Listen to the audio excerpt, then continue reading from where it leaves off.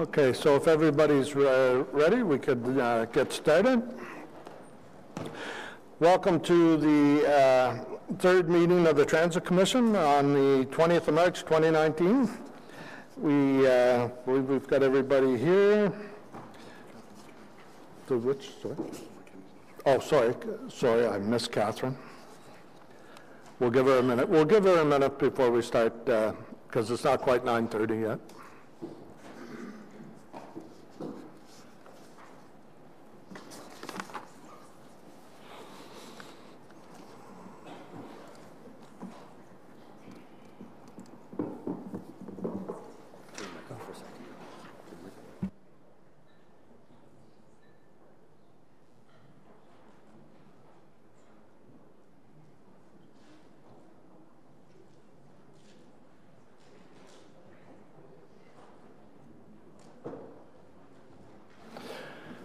Okay, it's 9:30. We'll start without Councillor McKenney. So welcome everybody to the meeting. We're going to start this morning's meeting with a presentation on an award for heroism. If we'll go over to the podium for that.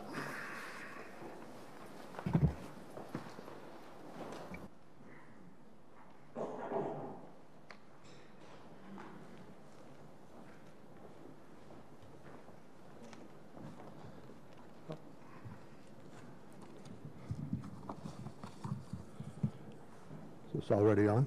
Is this on? Okay, great. Okay, good morning, everybody. I have the distinct pleasure to begin the Transit Commission meeting today by awarding Special Constable Sarah Kennedy with the Award for Heroism. Hopefully Sarah's here. Well, join me. This award is presented to employees who take decisive actions to assist others under extraordinary circumstances. Her act of heroism was while driving to work at 5:30 a.m. in the morning of August 16, 2018. Sarah Kennedy, a special constable with OC Transport, observed smoke coming from a home and stopped to investigate. Suspecting a fire, she took action by making sure to wake up all the occupants of the home. And the home happened to belong to another OC Transport employee, Alan Long, an electric rail operator. Is Alan with us today, too? Oh, maybe he's riding the rails. I saw a lot of trains this morning. Sarah called 911 and assisted in evacuating members of the household. Ottawa Fire arrived and promptly extinguished the fire. Only once the family had been evacuated did Alan realize that both he and Sarah were employees of OC Transport. The act of heroism prevents a potentially tragic situation had Sarah not acted by intervening at a stranger's home. I'd like to share with you some of the words used to describe Sarah's actions in her nomination for this award. Alan Long wrote of Sarah's actions, "I would like to commend Sarah for her actions, being extremely competent, compassionate, professional, and generous. There's no knowing what the outcome would have been if she had not been there. But everything turned out okay, and so on behalf of my family, Alan would like to thank Sarah profusely." I'm also happy that Sarah can be here today with her family, and I'd like to invite Special Constable Sarah Kennedy to join me at the podium.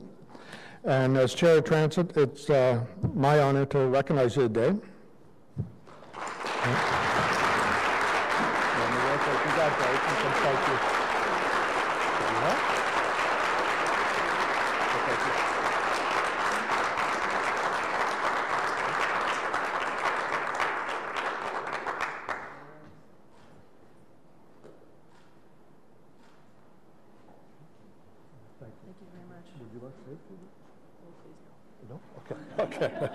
All right, thank you. Thanks. Okay. Thank you all. We'll get back to the meeting.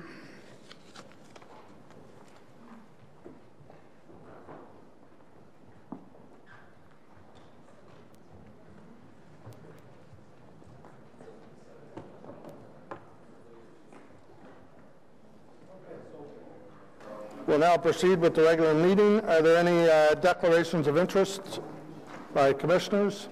No? Okay. Confirmation of the minutes. Minutes number 2. Carried. Carried. Thank you. I better say the date, Wednesday, February 20th. So confirmed, you have that.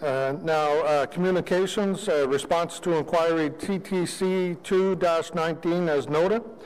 For those who were present at the last meeting, there were two other inquiries, one related to the feasibility of expanding the family pass, and the other was about a zero-emission bus pilot project. Staff have advised that additional time will be needed to respond to these, so we will receive an answer on these two inquiries in the coming months. So, having already addressed the first item, let's go item number 2. Sorry, we're going through the consent agenda. Item number 2, ready for rail, Old Train Confederation line, operational readiness. The General Manager, John Manconi, will be providing a presentation, so we're going to hold that item. Item number 3 is the fare strategies to increase transit ridership consistent with the city's transportation master plan. We have a speaker, so we'll hold that. And item number 4 is the Ottawa Seniors Transportation Committee proposal for Pick Your Ride Free Day. We're also going to hold that item for the same reason, that they're speakers. And we're going to give staff an opportunity to comment on that one. And finally, item number 5 is the service scheduling regular provision of the accountability performance reports to Transit Commission. We'll be holding this item as I'd like to allow the mover and OC Transport staff and legal services the opportunity to comment. So back to the first item. Mr. Manconi, are you ready with your presentation? Thank you. Yes, I am, Mr. Chair. Good morning, Chair and members of the Transit Commission. With the launching of the LRT, as I've said many times, OC Transport will be going through the most significant transformation in the history of the organization. Every single element of the operation changes with this launch. We have talked on many occasions about the what of the LRT and the when we will launch. Today is about the how. Today, I would like to talk about the single most important thing, our customers. As you know, our customers have endured 5 years of changes, interruptions, challenges, detours, and so forth. When it comes to the launching of the LRT, our customers, through many focus groups and discussions, have told us two things that are important to them. Number one, how will this change impact my commute? And secondly, will you take care of me every step of the way? So today is not about when are we going into revenue service, but rather it's about our customers. The single most important thing we need to take care of, and we will take care of them. This team that's here today has put together a phenomenal rollout plan. And as you know, we have been incrementally introducing changes that did not just happen. It was a planned approach because our customers told us loud and clear, no big bang, don't just throw things onto us. So let's look back on the 5 years of the changes they've been through. Fare structure changes. Types of routes have changed. Elimination of express routes. Changes in logos, signage, websites, wayfinding, incremental rollout of bus changes. I could go on and on. That was all designed and planned as part of the incremental rollout. And now we're here for the final step of our campaign. We are ready for rail. We're going to share with you today how we plan to take care of the customers every step of the way. We will outline what many of you have been asking. What will change for them? When will it change for them? And how we plan to be there with them every step of the way, their journey. And I can guarantee you that once their routines are reestablished with this amazing system, they will be satisfied customers. Our vision is to take care of our customers throughout this change. This team has done a phenomenal job, and I want to thank them for their work. I also want to thank all our OC Transport team who are out there every single day working through this massive change.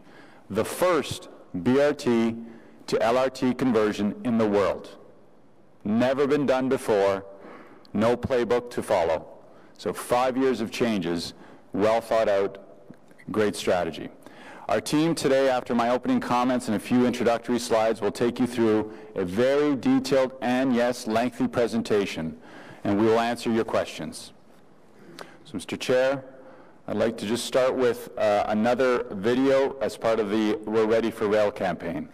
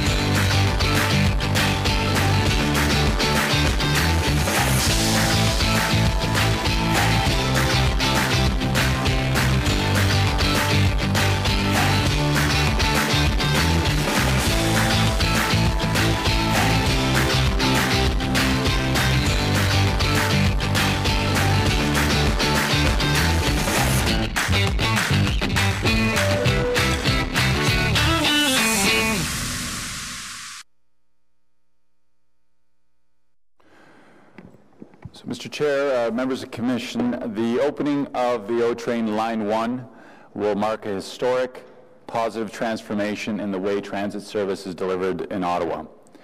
The shift goes from primarily a bus service to a multimodal operation with bus, diesel rail, electric rail, and paratransport services all being integrated into a multimodal operation.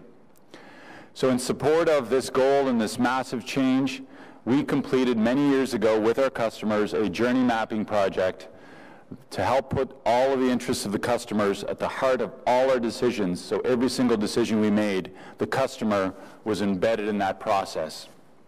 And the result of that customer journey mapping highlighted what customers needed to know so that they are informed, educated, prepared, and excited for their journey on the system. So using the results from all that work with our customers and the focus groups, themes were drawn out, and the customer journey project, we identified their top 10 priorities and their topics, and here they are. This is what the customers told us they needed to be ready for rail. They want to know how the bus routes and the stations are connected.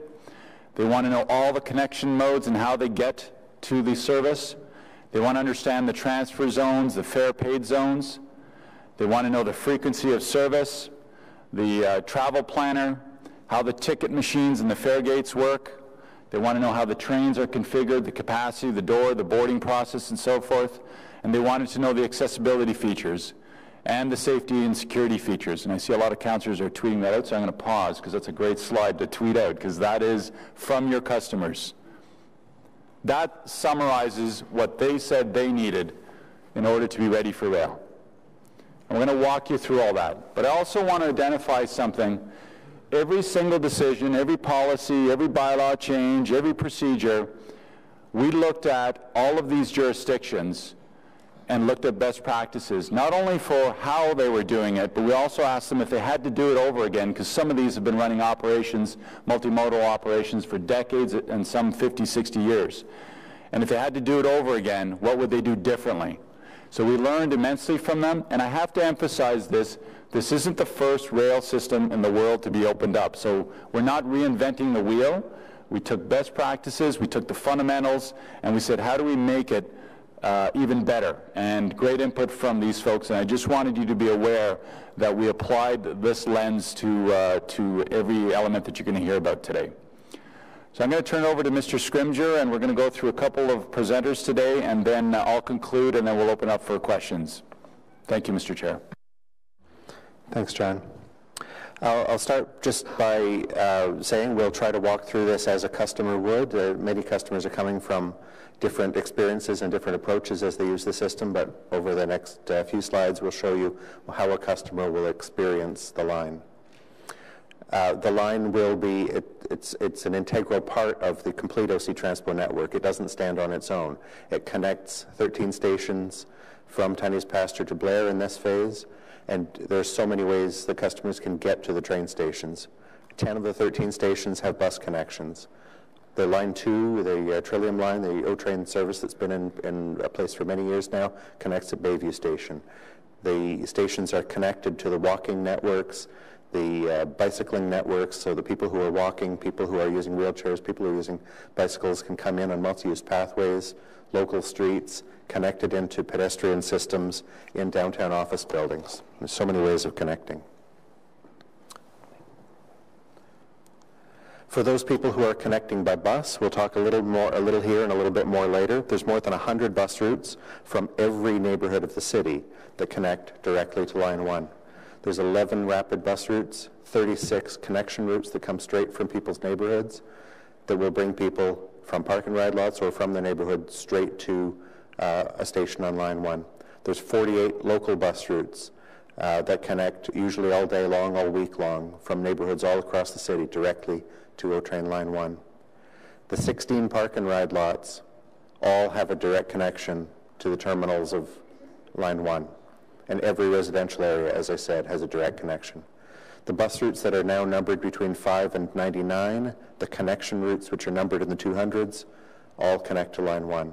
And for the first time, we will be marking the destinations of every bus at the bus stops. So in every case it will say not just the line number, the route number, but also the destination. And in almost every case, the destination of an inbound bus is a station on O-Train Line 1. This map shows what the city's rapid transit network will look like after O-Train Line 1 opens.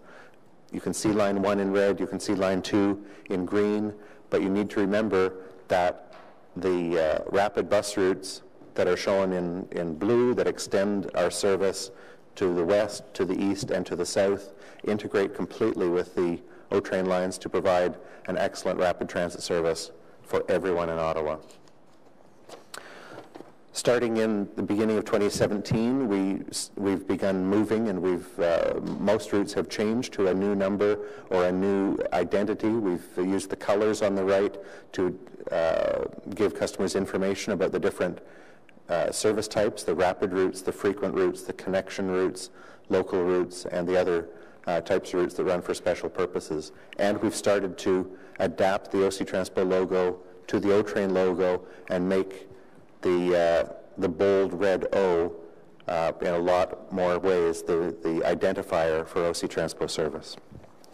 And that shows up at the station entrances. People will be able to see a station entrance and know unambiguously what that station entrance is from a long way away as they see the illuminated red O or the backlit O that's on the back of the lantern that you see in the middle there. And that O theme, the red O, carries over many elements, individual signs in the station, and you see there on the left the segment of the red O on the new ticket machines.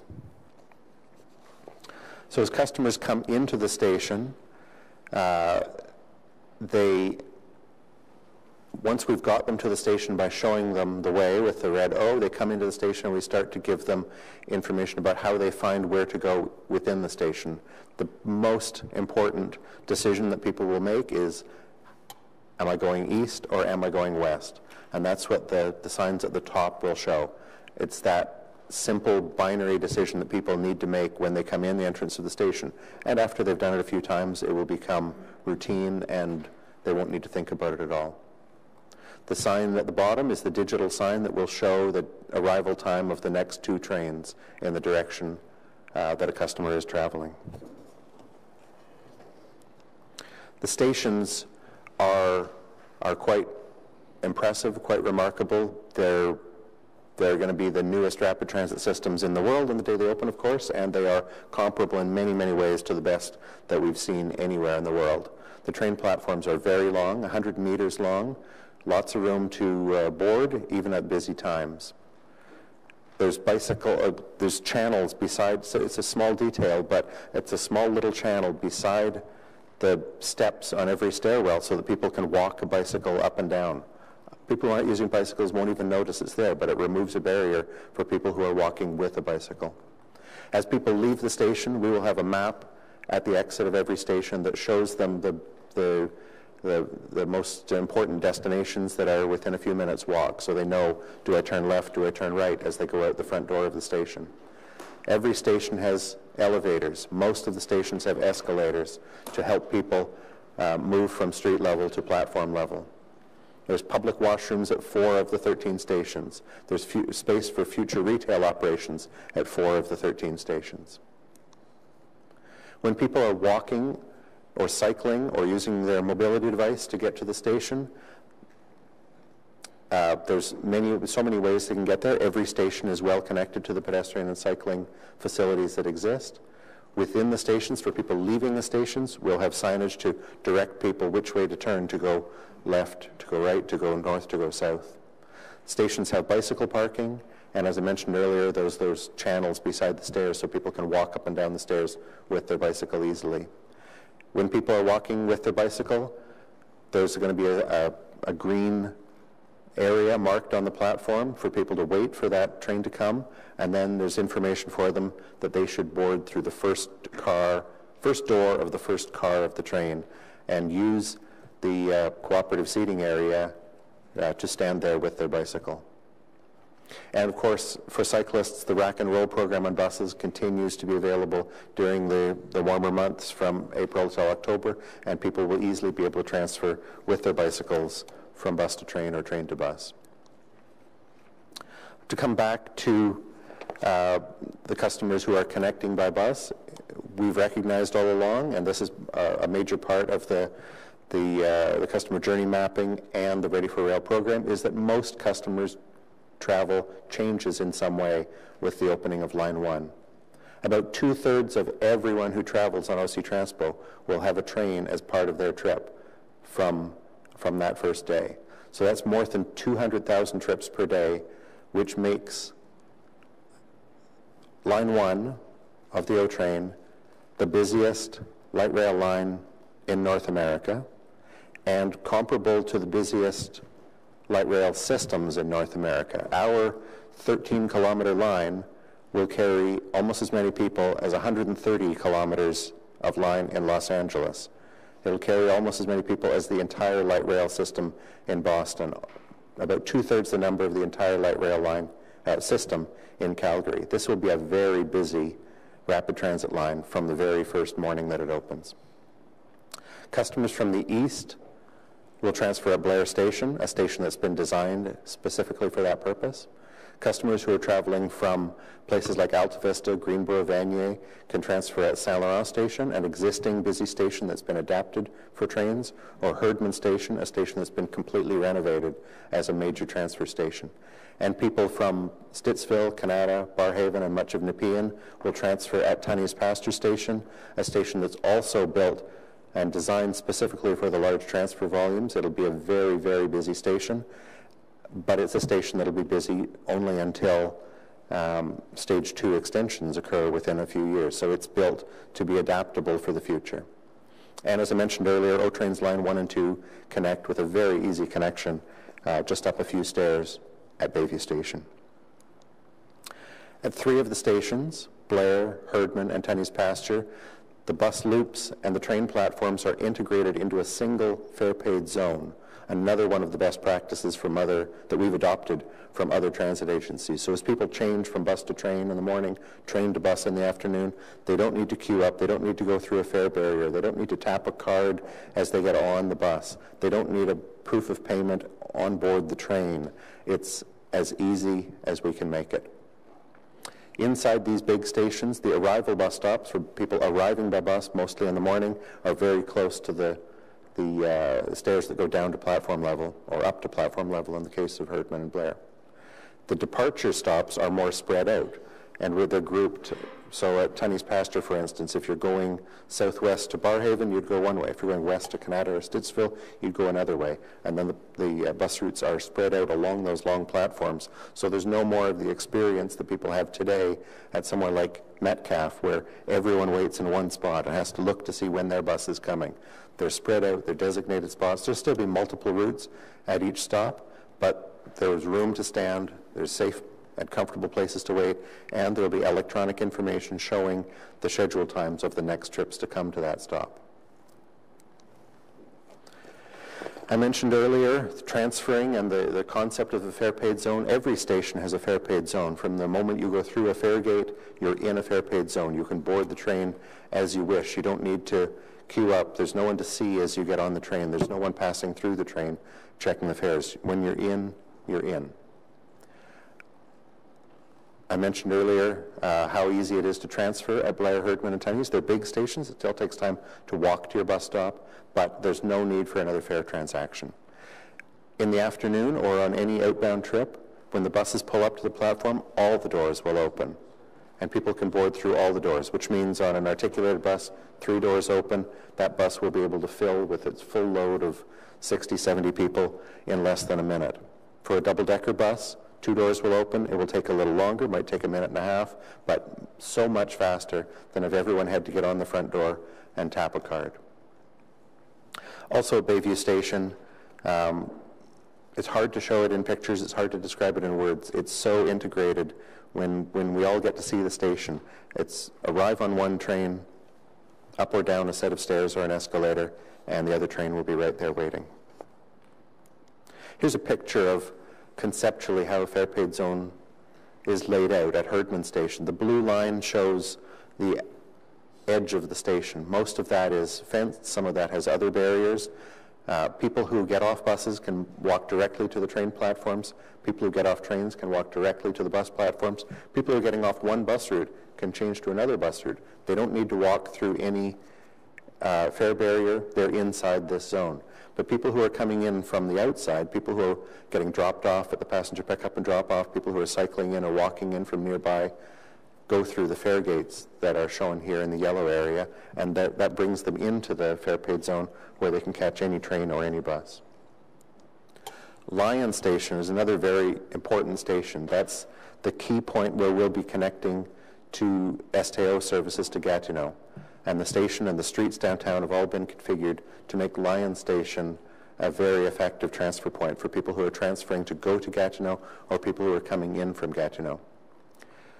Some STO services will still make connections at Tunney's Pasture Station, but most STO services will come through Lyon Station. And then when they do that, some of them will also loop to Parliament Station for people who are destined to points near Bank Street who don't need to ride the O train, and some of those STO services will continue across Albert and Slater to get to Mackenzie King Bridge for people who are going to Rideau Centre, Department of National Defence, University of Ottawa, so those people can still ride their STO service directly without needing to use an OC Transpo service. We have, possibly uniquely in the world, certainly uniquely in Canada, we've had for many, many years complete fare integration between the STO and OC Transpo. People who start their trip on one system can transfer with their bus transfer or with their monthly pass or the U-Pass and make a trip on the other transfer. There's no second fare to be paid. There's no queuing up and going through another barrier, as everyone in Toronto who travels from Mississauga or off a GO train onto the TTC would be familiar with. We've had that arrangement for 40 or more years, and that continues. The STO multi-cards can be tapped at the fare gates, and they work perfectly. Someone who gets off an STO bus will have a transfer with a barcode on it. They scan it at the fare gate, and they can go directly into the O-train station. And the same in the reverse direction. People will tap their card, show their ticket or transfer to the operator on the STO bus. O-Train Line 1 has some of the best hours of service of any rapid transit system in North America. The first trains, Monday to Friday, will be at 5 in the morning. That's earlier than the service starts on the subway in Toronto that's earlier than the service starts in the metro in Montreal. And that allows people there's a lot of people who go to work early, they have service for them as soon as they're going. Late at night, our last trains from Monday to Thursday will be at 1 o'clock, later on Fridays at 2 o'clock, which the 2 o'clock closure is also later than most rapid transit systems in North America. Saturdays we'll open a little later. We open at 6, close again at 2 in the morning.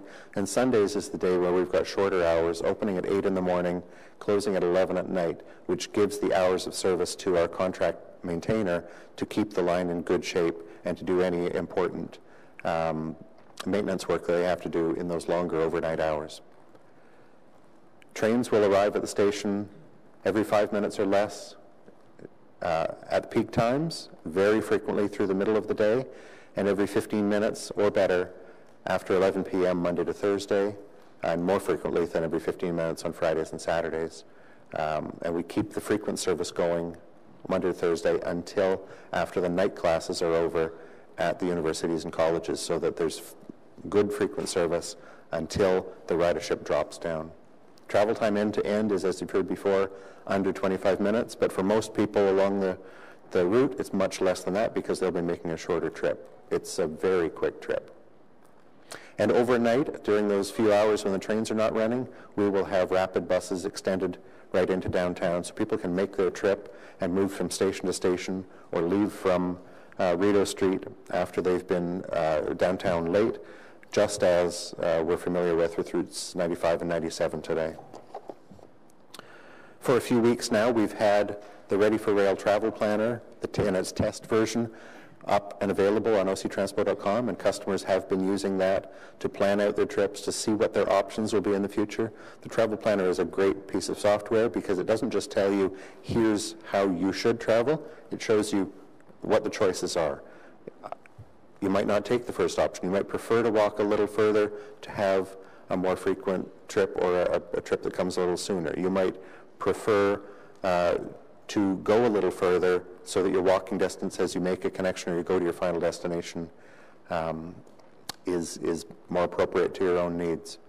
The options are all shown there when you use this at the top of the page.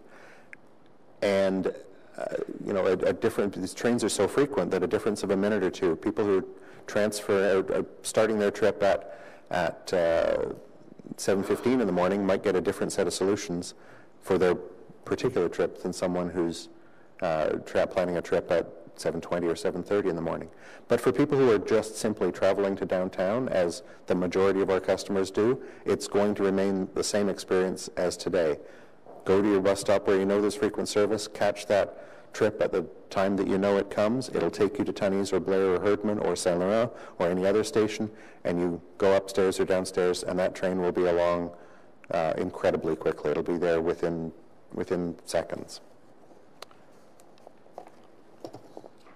We showed you earlier a little picture of the ticket machines. The ticket machines that are installed at O-Train stations are the most advanced ticketing machines that are available in the market. They're ahead of what anyone else in North America has installed. And they can help customers to complete any routine fare transaction. People will be able to load up their Presto card with a monthly pass or add their stored value to their e-purse. They can buy a new Presto card. They can buy a single ride fare at any fare type, adult, senior, child. They can buy a single day pass. They can buy a multi-day pass. They can buy a family day pass on weekends. They can check the status of their Presto card. And if they've got any questions with that, they can push a button and within a few seconds be connected to an OC Transport customer service representative who can walk them through the transaction and help them to see how the machine works, and can help them to, if there's any problem, can resolve that problem for them.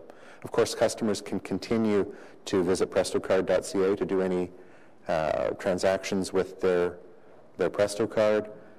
They can continue to visit the city client service centers. As of last year, we expanded to dozens of Shoppers Drug Mart, Loblaws, and Real Canadian Superstore locations across the city.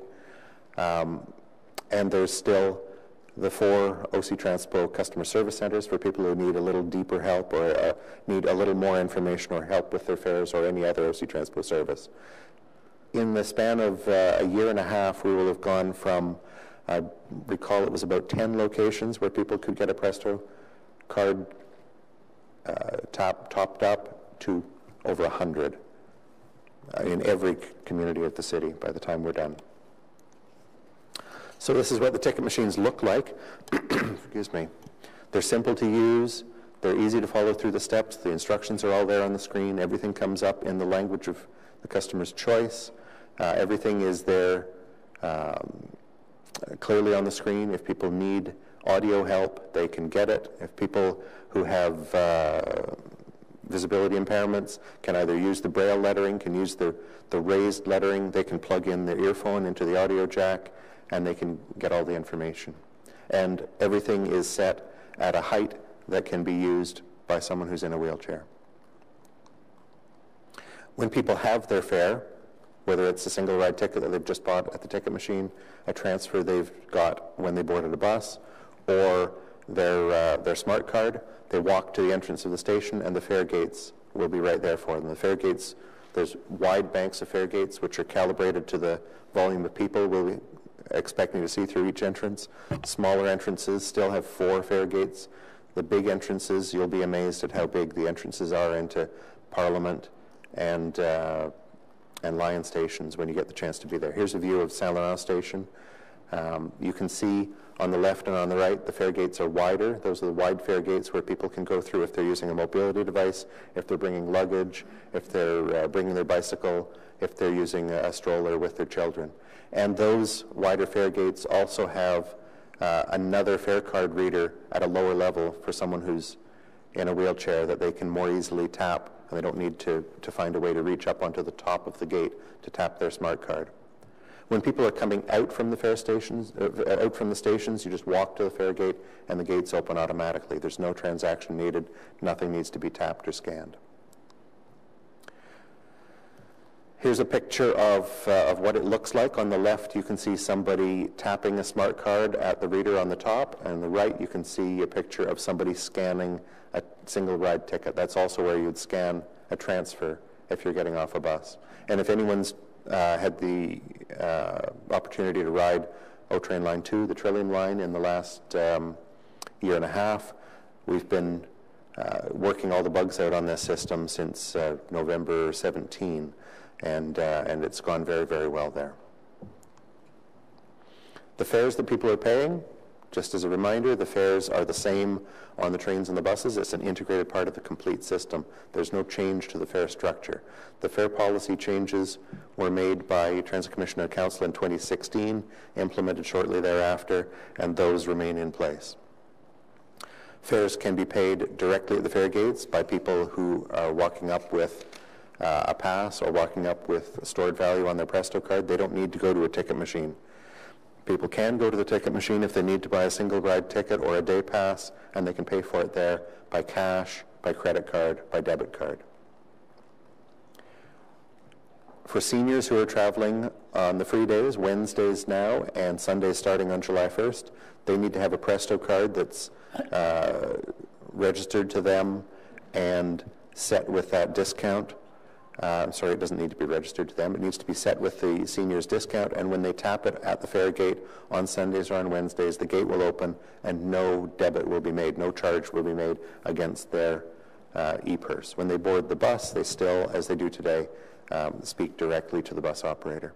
For children who are up to 5 years old, adults who are with those children may carry the children through the fare gates, or the adults can get free single ride tickets for the children if they need a separate ticket while they buy their single ride tickets, or if there's any case where they need to, they can come to the Rideau Center, Customer Service Center, and talk to our staff there about getting a special smart card for that child. I'll talk a little bit about the train. The trains are big inside. They're very long. It's a 2-car train. Each car being almost 50 meters long, so in itself, each car is bigger than those brand new streetcars you see in Toronto, and then we couple 2 of them together. It's a very long train. It's got enough room for 600 people. It's got enough room to carry between the same number of people as between 6 and 7 articulated buses. So it's almost a city block's worth of people, almost that long, getting onto one train. And it's easy to get on and off of those trains. 14 double doors on each side of the train mean that everyone can get in quickly and get out quickly. Inside the train, we've got an announcement system so that the next station is announced, comes up on the screen, comes over the PA system. The customers are told which direction the train is going, what the destination is. We've got audio tones and announcements that will tell when the doors are opening and when the doors are closing so people can stay clear. We'll have maps of the system inside all of the trains. And when the train comes into a station, like on line 2, when the train comes to a stop, the green lights around the button on the doors light up. People can push that button and the doors will open. And at busy stations, at busy times, our operators will open all the doors for people to get on and off as quickly as possible. The trains are specifically designed for our climate of cold winters and hot summers. They've got more insulation than would otherwise be there. They've got double glazed windows. There's heated floors, and they're all air conditioned. There's all kinds of ways that they're safe. Some of the highlights about keeping it safe are there's passenger intercoms for anyone who's got trouble or sees trouble or wants to communicate and push the emergency intercom, talk directly to the train operator. These trains are 100% low floor. There's no steps. You can move directly from the platform into the train, or from the train to the platform, or back and forth within the train. There's no steps to worry about losing your balance. There's grab bars everywhere to people to hold on, and they're all brightly colored, so people with reduced visibility will still be able to find them. And the floors are all designed to be low glare, so it's clear to see. They're slip resistant. There's marked areas that the color of the floor is different in the areas around the cooperative seating where people in wheelchairs or people who are bringing luggage or bringing bicycles on would move. So that'll alert people that that's a special area. Environmentally friendly trains, as you know, 100% electric with obviously zero emissions from the train, but also a regenerative braking system so that as a train decelerates, it's putting electricity back into the system that another train elsewhere on the line can pick up and use as it's accelerating. The trains have many, many accessibility features. I mentioned earlier the cooperative seating areas beside every single train door. The bright yellow grab bars, which people can reach from anywhere within the train. The door controls, those intercoms that I talked about to get in touch with the operator, are all at accessible heights. Slip-resistant floors, the low glare floors for people with disabilities that assists with. I mentioned earlier the audio announcements and the video announcements confirming the direction of travel, where the next station is, and what the destination of the train is. Digital signs to do the same, and the audio tones to advise people when the doors are opening and closing. The stations also have many, many accessibility features. There's dual elevators, there's backup elevators at every station. If there's ever an occasion that one elevator is out of service for maintenance or because there's been a mechanical problem with it, the other one right beside it is there and available. There's level entry boarding between the platform and the train. All of our signage is available not only in a visual form, but also in a braille and a tactile form for people who need that, the information provided to them in that way. There's wayfinding strips on the floor that are cane detectable, so anyone who's using a white cane to walk through can find their way using the tactile direction, and then you can see in this picture the warnings that show the platform edge, all in a format that is an international standard. There's also intercar barriers, the place where the two cars of the train couple. There's a barrier to stop people from inadvertently walking or putting a hand or a foot in the area where the two trains are connected, the two cars are connected. I mentioned earlier the accessible fare gates, everything at the fare gates with card readers at different heights, and the visual and audio feedback to let the customers know that their fare was successfully read. And the ticket machines are also, as I mentioned earlier, fully accessible.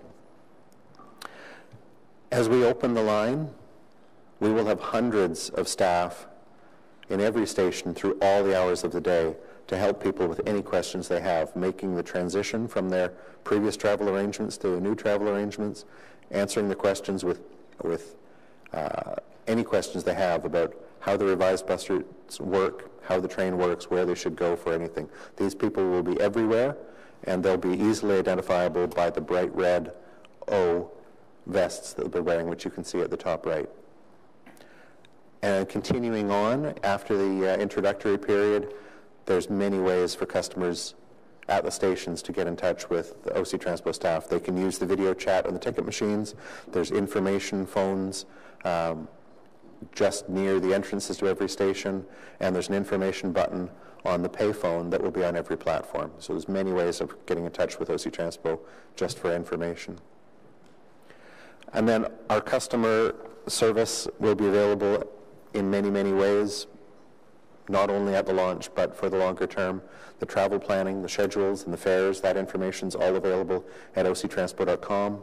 The real-time information is available on the transit information screens that will be in the stations, or through the OC Transpo iPhone app, or we provide the data through the city's open data service to the many independent apps that pick up that data. And of course, we have the 560 texting service.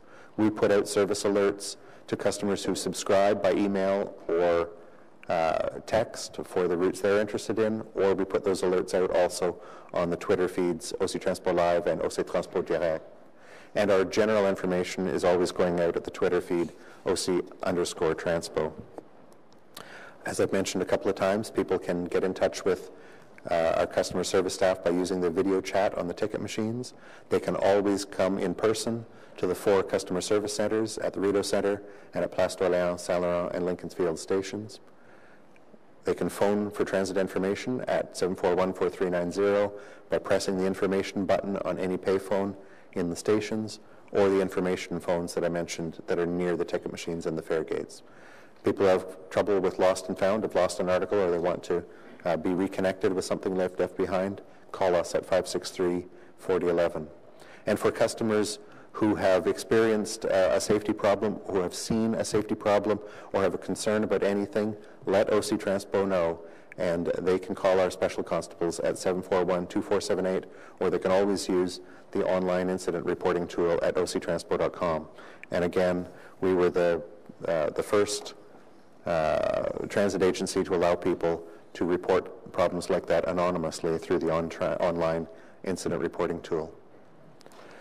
Now, after the train opens, we will have a transition period of about 3 weeks when the trains are open and the buses are still following their current route. People can move over the first day, the second day, when they're comfortable to do so. We'll continue to have the crosstown routes like 95, 94, continuing to travel through downtown for that 3-week period, but connecting with the major Line 1 stations along the way. And the connection routes will continue to go downtown until most of the people have switched over to train, and then we'll be able to peel those connection routes back to just terminate at Tunney's, Herdman, and Blair. So that bus service will continue for that period, and we'll be there. Our customer service staff will be there through that whole period to help people with the change that comes with the opening of the train and the subsequent change that comes with the changes to the bus route network about 3 weeks later. Now I'll hand you over to my colleague Troy Charter, who will take you through some of the other features of the system. Great. Thank you, Pat. Safety and security is at the forefront in the design and operations of the O-Train system. The principles of CPTED, or crime prevention through environmental design, and industry best practices from comparator transit properties have been implemented throughout in the vehicles, in stations, and on the bus platforms.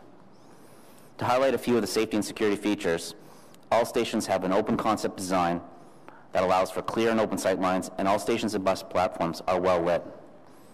The trains are all equipped with emergency passenger intercoms, which you can see in the photo to the right.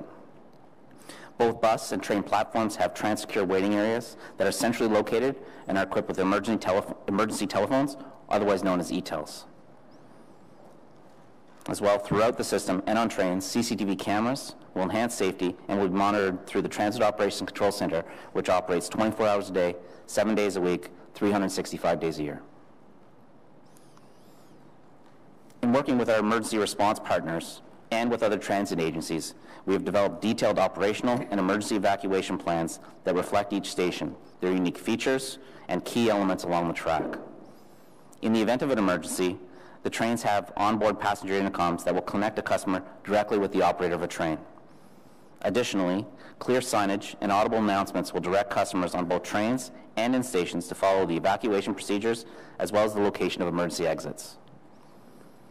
The O-Train system will also have dedicated special constables to patrol the entire length of the system, but it's important to note that there are also supervisors, customer service agents, and other rail operations staff who will be present and visible, which will further enhance safety and security. Emergency preparedness, a critical element of safety and security, as well as operational readiness, has been coordinated with the Office of Emergency Management, Ottawa Fire, Paramedic, and Police Services, OC Transpo, O-Train Construction, and the builders of the light rail line, the Réunion Transit Group. This cross-functional group oversaw the development, training, and practice exercises required to ensure a coordinated response to emergencies. Training that focused on the recognition of safety hazards unique to light rail and the safety protocols required in given situations has been completed by first responders and frontline operating staff. The photo that you see here is from the full-scale live exercise conducted in one of our downtown tunnel stations in September of 2018. This exercise gave staff the opportunity to put the training and learnings into action, and while it was a simulation, it took place using a real station with real vehicles and real people using the equipment that will be required to respond to an emergency. This exercise involved all the partners I previously indicated and was considered a major project milestone. In addition to the live exercise, there have been 8 tabletop exercises including all emergency response personnel, and there have been hundreds of technical drills and exercises conducted that have tested and validated our standard operating procedures, our contingency plans, and ultimately the customer experience. Combined, all these exercises and practices have been an effective way to familiarize all relevant emergency responders and OC Transpo staff with their roles, responsibilities, and actions if faced with an emergency. As we continue towards the launch of the LRT, we are in the final stages of completing our practice exercises and dress rehearsals. Staff are and will be prepared.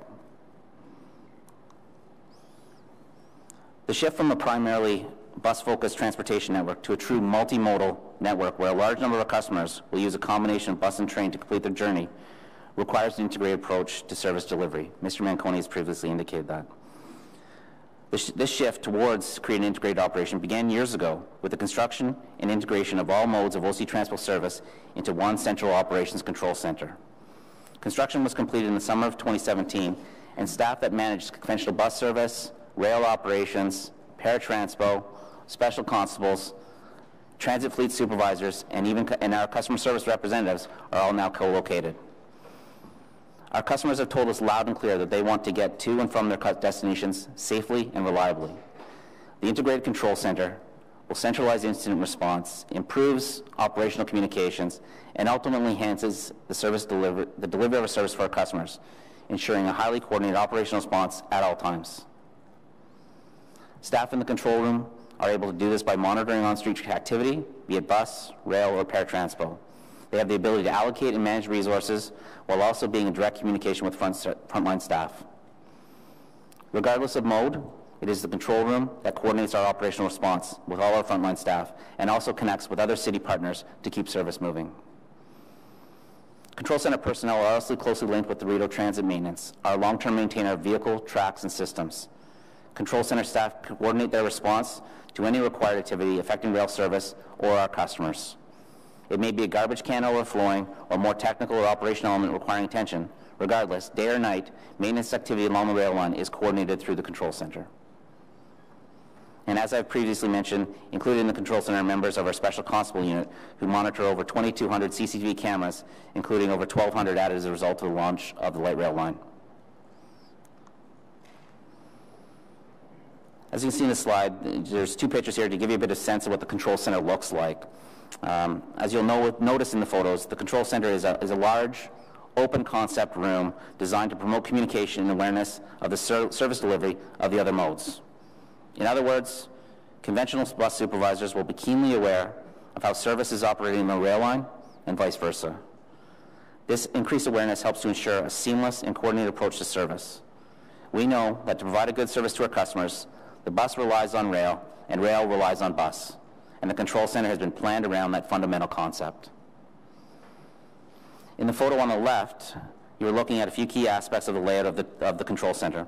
On the left-hand side is where locations of the electric rail controllers who are monitoring the trains and systems, as well as all related equipment, elevators, escalators, and alarms. On the right-hand side of the photo is where the bus controllers who are overseeing the entire bus network. A control room manager is also located in this room and oversees the entire operation, all modes, and assists in coordinating response to service events. In the photo on the right-hand side, bottom side of the slide, this is where the special constable staff are located.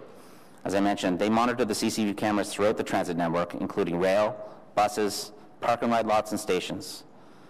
The communication officers in the special constable unit also dispatch special constable personnel accordingly and liaise with their partners in emergency services. As with any operation, there will be incidents that can affect our service.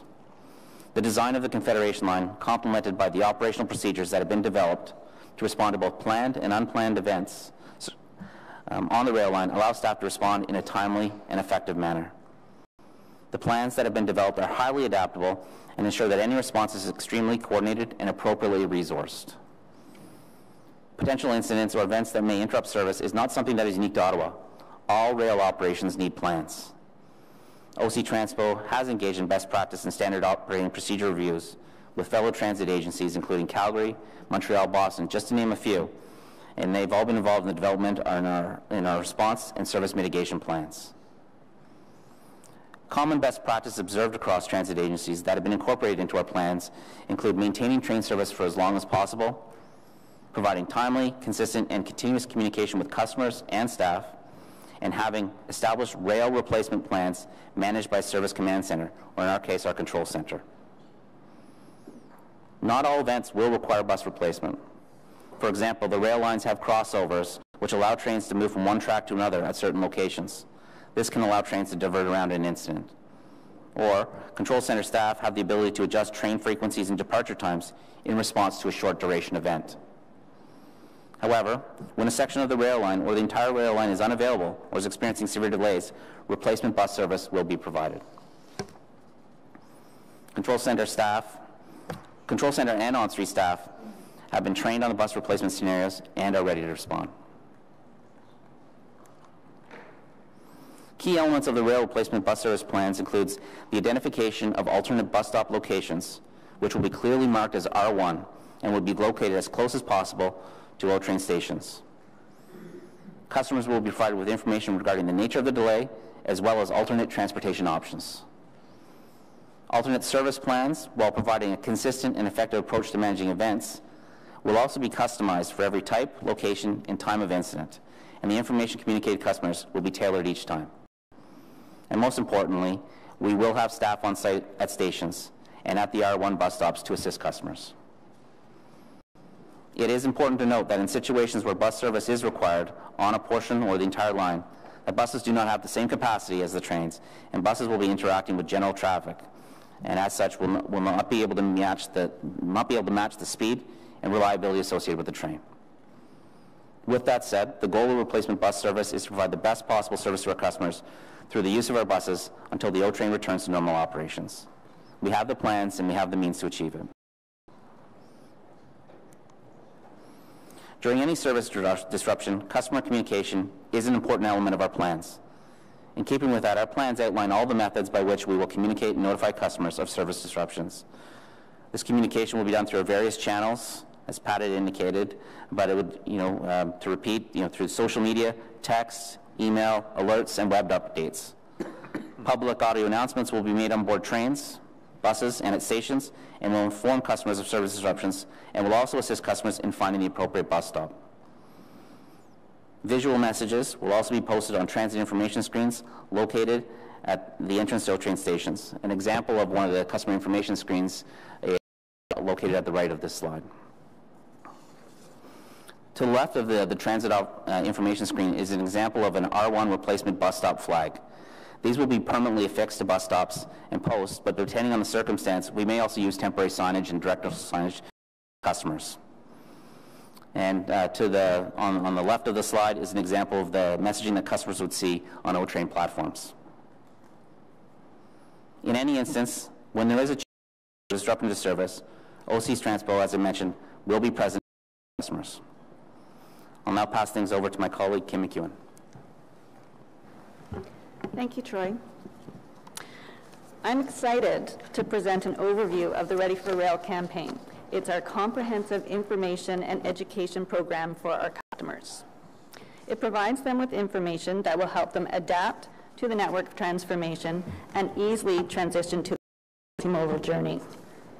The Ready for Rail campaign began in April 2017 and has seen over 500,000 visitors to the Ready for Rail website, 29 million impressions through online ads, and more than 315 million impressions from ads on buses, bus shelters, and digital billboards. The campaign began with a graphic depiction of each of the 10 themes we've already outlined in this presentation. The graphic depictions are similar to the images that you see on the bottom of the slides in this presentation. Currently, the campaign is transitioning to live action depictions of these same 10 themes, and will also include a component that generates excitement closer to the launch date. We also have a comprehensive outreach program that has been ongoing since April 2017, where we've provided Ready for Rail presentations or materials at almost 200 events at schools, colleges, universities, workplaces, organizations, and community events. The campaign focuses on 10 topics customers identified as a priority, and it's centered on questions related to each of these themes. Where will it go? Talks about the LRT route and stations. How often will it come? Outlines the frequency of service. How many will it carry? Talks about the train capacity and doors for quick and easy boarding. How will I get to it? Talks about the bus, cycling, and walking connections to the LRT stations. How will it change my trip? Encourages customers to try out the travel planner to see how Line 1 is integrated into the various options for their travel. Where will I buy my fare? Talks about the many features incorporated into the ticket machines. How will I get through the fare gate and how will I transfer? Outlines the process and how to transfer from bus to train, explains fare paid zones, and how to get through the fare gates. We also have themes outlining the features for accessibility, safety, and security. On this slide is an example of one of the themes, one of the questions, the graphic depiction that you may have seen on the left, and the live action depiction that we're currently transitioning to. This is a snapshot of one of the pages on the Ready for Rail website found on octranspo.com. This is the central location for all Ready for Rail information. There's a link to the Ready for Rail travel planner where customers can enter information and see the various travel options with Line 1 incorporated into their trip. Customers can familiarize themselves with station layouts and the train design by viewing the 360-degree virtual tours that we have posted on this page. Currently, we have a tour of Lion Station and the interior of the train, and are developing other virtual tours as well.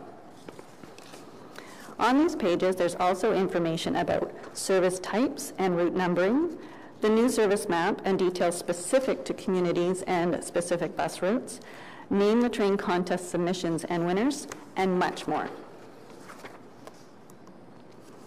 There are also resources available on the Ready for Rail website that people can download and print.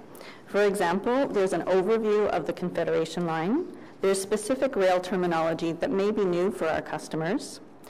There's frequently asked questions, and there's Ready for Rail activity sheets for children. Ready for Rail uses channels and tools to reach as many customers as possible. In the next few days, councillors will receive a link to materials on the 10 Ready for Rail themes. In that package, there will be articles that can be used in newsletters and blogs.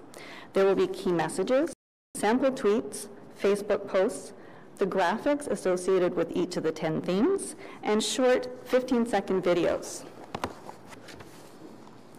Ready for Rail staff are also available to attend events or select meetings that councillors may be hosting, where we can set up information booths, hand out materials, and speak to residents about their new multimodal journey. Over the next few weeks, until launch, Ready for Rail messaging will roll out in many locations through a variety of channels. You will see photos, videos, and messages on close to 100 video screens on City Hall, in rec centres and libraries, on 70 bus shelters and over 1,500 ads on buses, onboard bus announcements and social media platforms such as ottawa.ca, octranspo.com, Facebook, and our Twitter feeds will also promote Ready for Rail messaging. As well, bike racks at various locations throughout the city will have Ready for Rail messaging. These are mainly located in the core, Centretown, and the Byward Market. Ads with information about the 10 Ready for Rail themes will be placed in many print, online, and digital forums. Again, reach as many customers as possible. Print ads will appear in multilingual local newspapers, post-secondary school newspapers, and other publications. Combined, these publications have a total circulation of over 300,000. We will also place ads on media websites and social media platforms for an estimated 40 million impressions. These online ads will be seen by people accessing these websites and platforms on a desktop computer or a mobile device.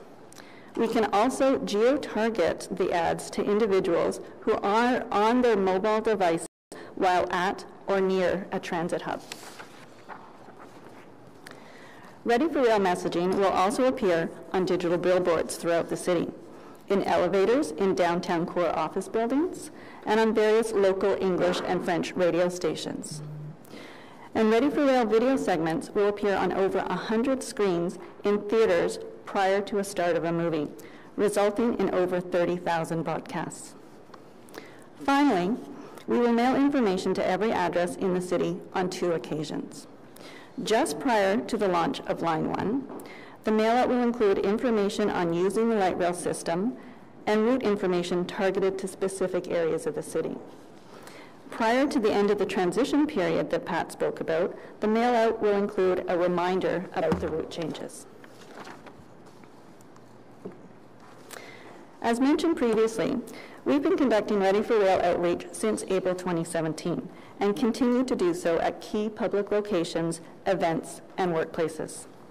We will continue to host information booths or provide presentations for elementary, secondary, and post-secondary schools, major employers, community associations, businesses, and BIAs near the O train. In the weeks, we have several outreach booths or presentations booked, others currently being scheduled, and are working with many organizations to assess their interest in having a Ready for Rail booth or presentation. We also have information that can be included in organizers' or employer newsletters.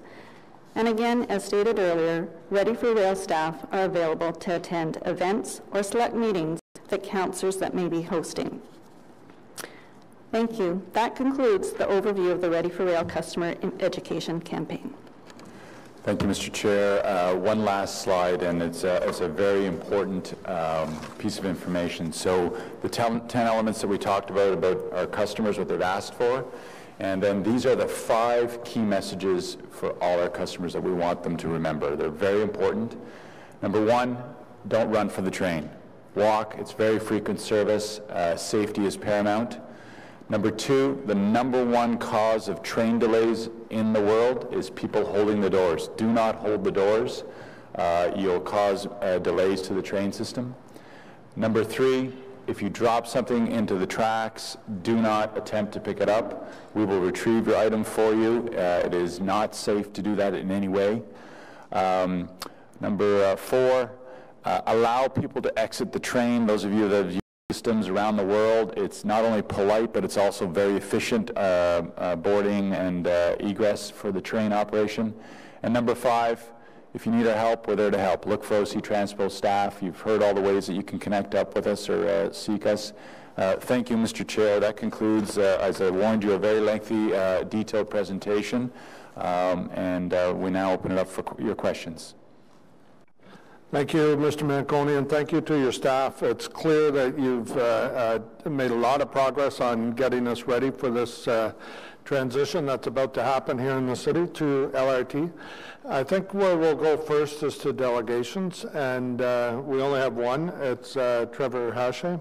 So I'll ask if one or two of the members of your staff want to just move over to the side for this.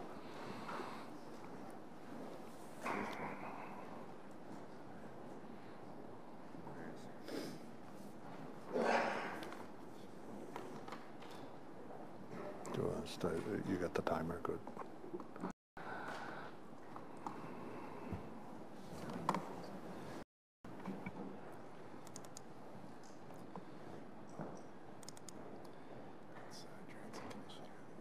Transit Commission file. And then PowerPoint.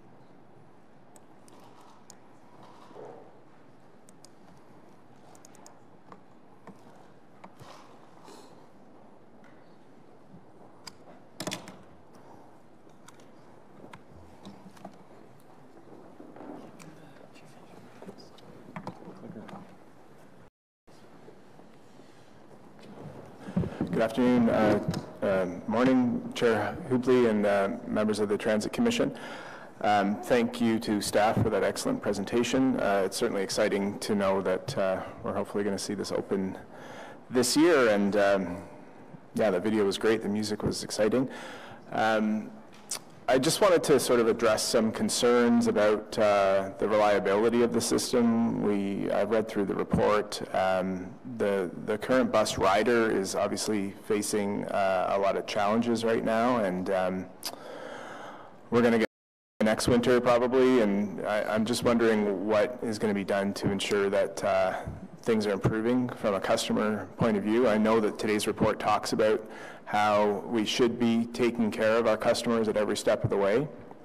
Many of our members within the Healthy Transportation Coalition were really negatively impacted by changes to bus routes getting ready for LRT, specifically bus routes 11 and 12.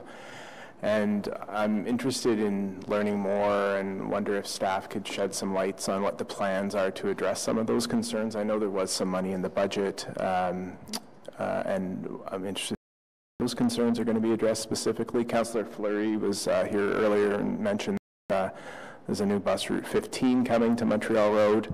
Many of our members in the Bay Ward area are also concerned about bus route 11, and I understand that maybe there might be some improvements coming there too, so that's great. Would love some more light shed on that if possible. I think the city should really be looking at, to improve the reliability of the bus system, which will be feeding into the new light rail, the need for many more bus-only lanes on existing roads, especially during the rush hours. And wondering also, I ride the bus in from Canada every day. The bus that I catch at Hazeldean and Terry Fox is consistently late during rush hour by 10 to 15 minutes, and I wonder whether or not a hub and spoke system with the existing transit way, so we're sending less buses 20 to 30 kilometers across the city, would be something that would improve the customer experience. Also, we heard in this report that there was some thought given to improving pedestrian and cycling connections to the LRT stations, which is great. Some of these concerns we've addressed to council and staff previously is that essentially there are many historically disadvantaged lower income neighborhoods in Ottawa that aren't going to benefit from the billions of dollars that are being invested in light rail stages 1 or 2.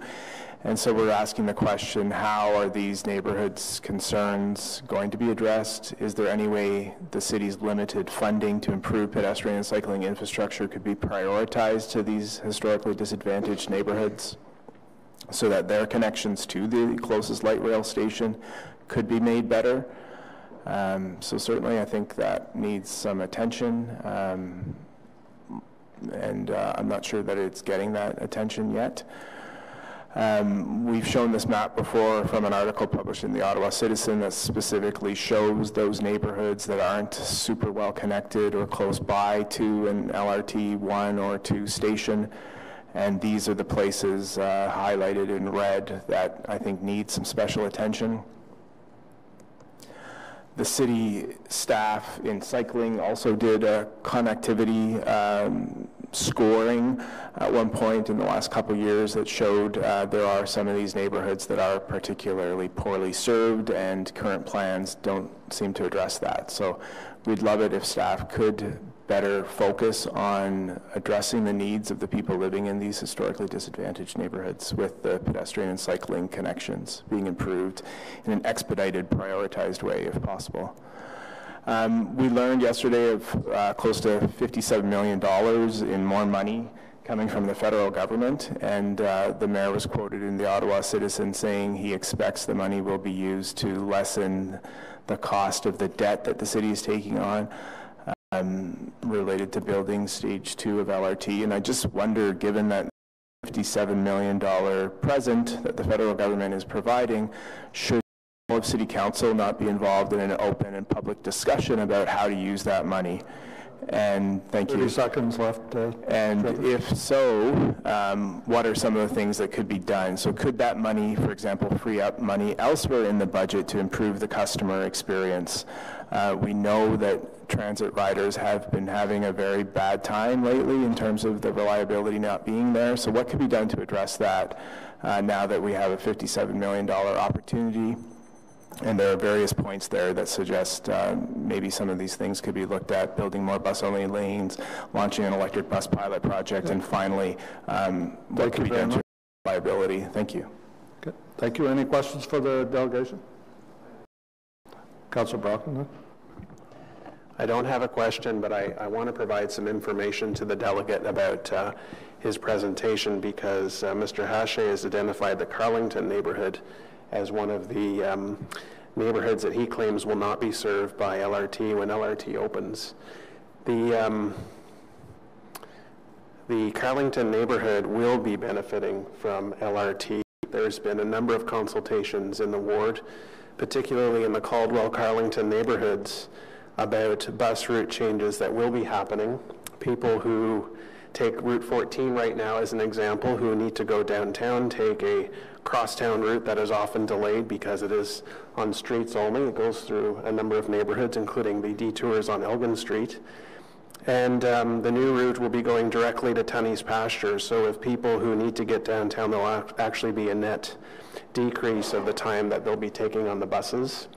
Through my consultations, people were concerned that it's not just traveling to downtown, but there's the benefit of the 14 is it connects neighborhoods. It's a neighborhood connector, and even if you're not going downtown, there's a reliance on the 14 because it provides that type of service.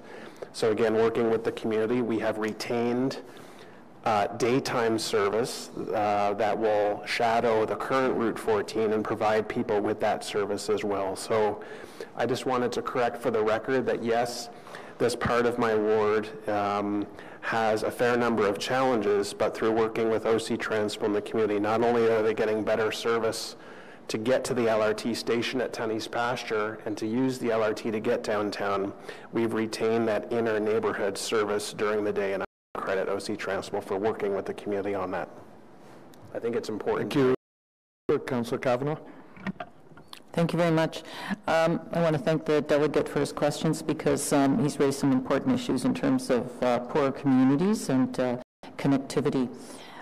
One of the ones he mentioned was Route 11, but we've already heard from OC Transport that they are returning to bring the route back to Bayshore, and I really appreciate them listening to that and hearing from residents, and it's going to go forward. I guess the big question is when. It's the big when, and we're all waiting for that. And of course, that question will come up, and we won't get an answer until they're good and ready. But it is very much hurting our neighborhood right now. I appreciate the comments from my colleague about the importance of local. Well, the importance of the fact that people need to get around their neighborhoods, not downtown. This is the LRT is routed towards downtown, So I just wanted to get that out there because it's important to that that has been addressed, and I'm really appreciative of it. It's just a matter of getting it going, and none of us are happy about delays. But I just wanted to ask specific questions. One, how do you see electric buses working within the system? It's something that we should address later on once we get the LRT rolling. And two, about what kind of connectivity do you see for some of our more challenged neighborhoods? Thank you. Yeah, I mean, we're collaborating with the Electric Vehicle Council of Ottawa as well as Ecology Ottawa to encourage the city to move forward with an electric bus pilot project. We know that LRT won't serve every area of the city, at least initially. Canada, Stittsville, Barrhaven, et cetera, are waiting until stage 3. So there are no doubt going to be routes that will feed into the transitway, routes that will feed into the new light rail that could accommodate, I think, a short bus trip that an electric bus should be piloted on. We know that Toronto right now is engaged in a pilot project, and Montreal and Vancouver. There are many Canadian cities that are moving forward in this direction. And so in the municipal election, the mayor had a platform that included a commitment to an electric bus pilot project. So we're just trying to encourage that to happen fairly quickly. We think the city should test 3 different models of electric buses and see which ones perform best based on local conditions, rather than picking one bus and not turn out great. It'd be good to have a number of different options. With regard to the connectivity to the specific neighborhoods that our analysis and the city's own analysis has shown are poorly connected with regard to pedestrian and cycling infrastructure, and how that pedestrian and cycling infrastructure connects to the LRT stations. We think that the city's analysis and our analysis has shown where those areas are lacking. And I listed on the slides some specific neighborhoods that need attention. So with regard to Councillor Brockington's point, we weren't necessarily saying that neighborhoods weren't being served by the LRT or that buses wouldn't be connecting to the LRT stations. What we're saying is that there are neighborhoods that we've identified and staff have recognized that are not receiving many planned investments in terms of pedestrian and cycling improvements. Those neighborhoods are historically disadvantaged, and we'd like to see the city's limited dollars directed toward addressing those historical injustices in a way. We know, for example, the Glebe is a very wealthy neighborhood. People there are in positions in their life that they can get very involved in terms of advocacy for cycling lanes. Not every neighborhood has the same dynamics as the Glebe, and so we want to ensure that the limited dollars that the city has to make cycling and pedestrian connections to LRT a priority go toward addressing those historically disadvantaged places of the city. Councillor McKenna. Thank you, Chair. Just a quick comment and a question. We know that the light rail system obviously, skirts the downtown. It will bring us, Councillor Kavanagh mentions, people in from east-west and the south into the downtown, but it will still leave in most instances a hike to get where you want to go, and it's always, for me, as soon as I started to think about light rail coming into the downtown and what that would do to shift the way people move through the downtown to relieve congestion, it seemed to me that, if you could arrive, if there was a bike share program and, segregated bike infrastructure that could get you around. Tree canopy would be nice too, and all of the things that help us breathe and move around safely and in a healthy way. So I'm also very interested in the $56.7 million that was announced. And I also am quite anxious to that conversation as an elected official.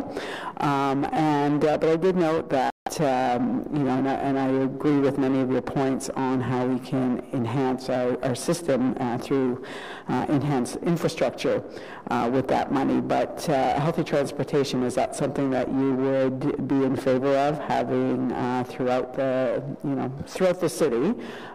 Certainly where light rail brings people in to have that type of bike share program that we can, it works, obviously Toronto's got less harsh winters, but we can cycle here throughout the winter, but certainly people who aren't comfortable winter cycling can still cycle for 8-9 months comfortably if they have that infrastructure. Is that something that you would, as the Healthy Transportation Coalition, be in favor of? Yes, absolutely. I mean, the city does have a private vendor right now, or operator business that does have a bike share program. There have been non-profit models that have tried in Ottawa and may no longer be functioning, but we see tremendous potential for people riding bikes or walking to the rapid transit stations, and if the disbursement of those bike sharing racks were greater and specifically targeted towards some lower income places, and perhaps some of that $57 million could be used to subsidize membership in a bike share program for lower income folks in a targeted way.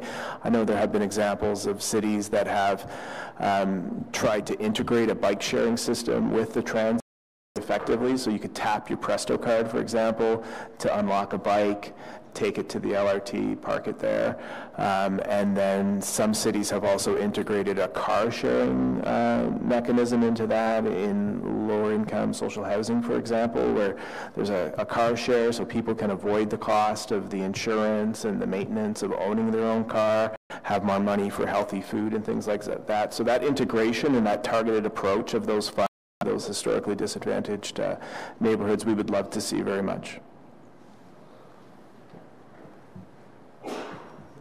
Thank you, Councilor McKinney. Mr. McConey, would you like to add anything? Thank you, Mr. Hachette, for your delegation. Mr. McConey, add anything to that? Yeah, Chair. Just for clarification, I think some of the information that was conveyed, needs correcting. Number one, it's not a hub and spoke system, and Mr. Hachette knows that. He has hundreds of interactions with Mr. Scrimgeour and myself. That, and I'm not challenging the speaker. I think it's important. We spent a lot of time taking care of our customers in this presentation, and so I want to make sure the right terminology is out there. In terms of the routes, thank you to both councillors. We have said over and over again, and I think everybody in the City of Ottawa knows that you've invested $5.1 million in the budget to do those connectivities, and we've consulted with every councillor, and we're adjusting accordingly. In terms of the downtown core, Councillor very articulate with me in terms of, does bus service remain in the core so that you don't have to have that hike that you speak about, and the answer is yes to that. In terms of the snow and the reliability, we're not going to get into that today. I don't know where that statement about the system is unreliable. I'm pushing back because really we have to move on, and you've heard me over and over again do the most difficult thing that a leader has to do, and that's to deliver bad news, and I've delivered the delay news over and over again, and so having comments out there floating around that the system is unreliable with no is something that I just don't want to have floating out there on a day that we're supposed to be talking about building confidence about how we're going to take care of our customers every step of the way. So I offer to Mr. Hachette, who's on working groups with me, to come and talk to me about if he has issues and concerns about reliability. See me, and we'll gladly talk to him about that. But I'm not going to leave a comment about a general comment that the system is going to be unreliable out there. That's simply not right on a day when we're trying to get information out to our customers. And so thank you for giving me the opportunity on that. And lastly, in terms of, we have a brand, OC Transpo, and when I hear the word injustice infused in with our transit service, I think you want me to comment on that. We are here to take care of every single resident in this community. We have applied the equity and inclusion lens on every single thing we've done. We've done record levels of investments on this LRT, better than most systems in North America, to ensure they're safe, reliable, and so forth. So I'm just reacting to some of those comments because I think it's important that we remind everybody of We care for every single person in this community, irrespective of their status in the community and so forth. So it's Mr. Hache can come and talk to me anytime. He speaks to Mr. Scrimgeour on a regular basis. So obviously there's some disconnects, and I'm doing that to him to come and see us. Thank you, Mr. Manconi. We're going to go to questions now. I know Mr. Hache is registered to speak to other items. I'm going to ask him to maybe review those comments that he wants to make in light of what Mr. Manconi just added. And so now we will go to questions, starting with Councillor Brockington. Thank you, Mr. Chair. Thank you, staff, for your detailed presentation. Mr. Manconi, you do not have to apologize to us for addressing issues.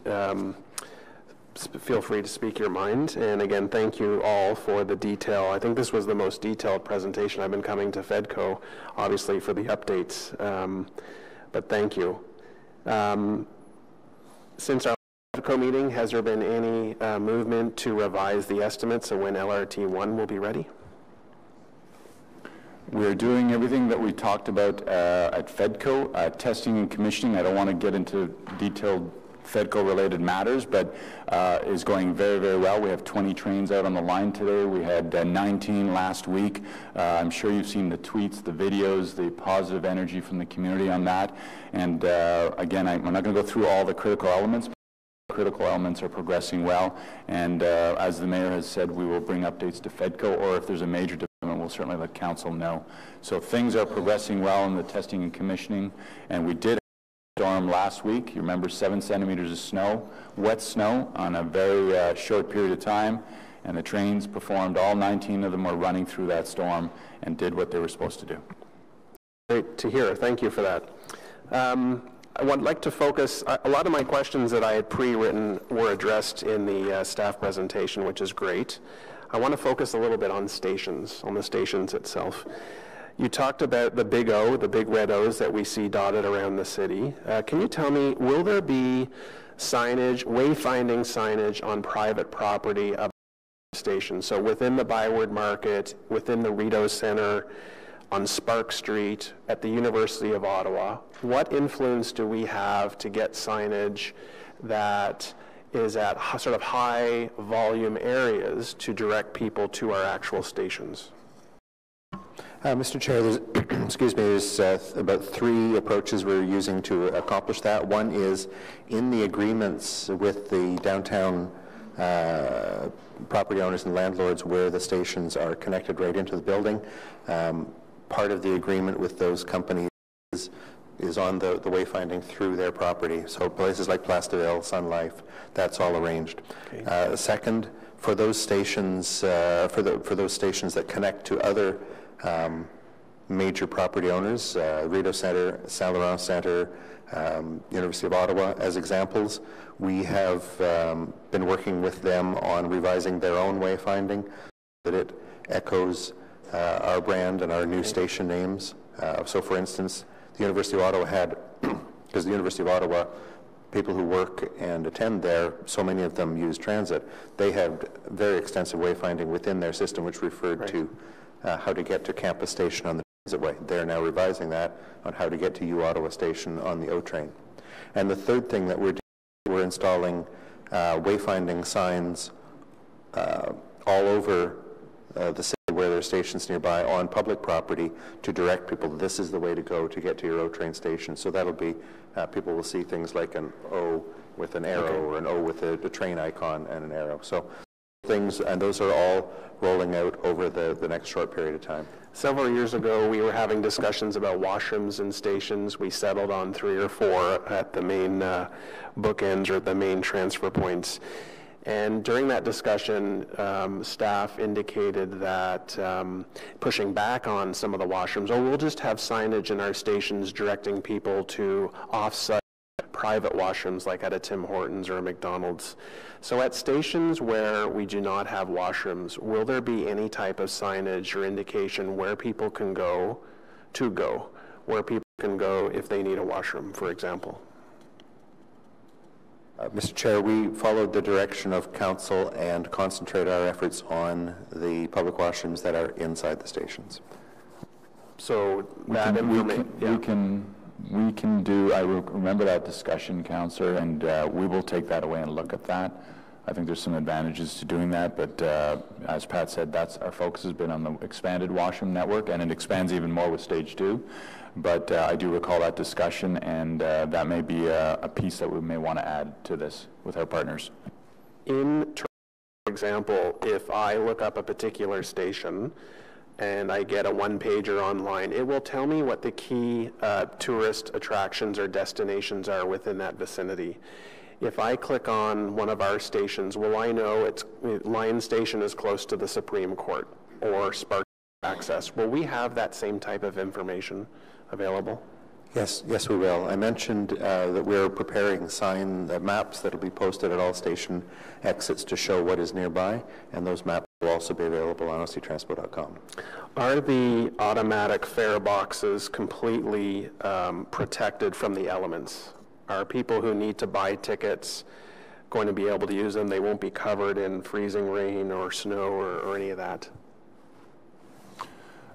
So there's two elements. The fare vending machines are 100% weather. You can use them in any type of weather conditions. The fare gates are either inside covered areas, or we did enhancements, everything from blowers to screening to extra glass protection, everything to ensure that they're weather protected. And the agreement we have with our fare vending equipment suppliers is 100% operability all the time. So it's a very unique to North America. Is the operating times of Line 1 equal to the operating times of Line 2?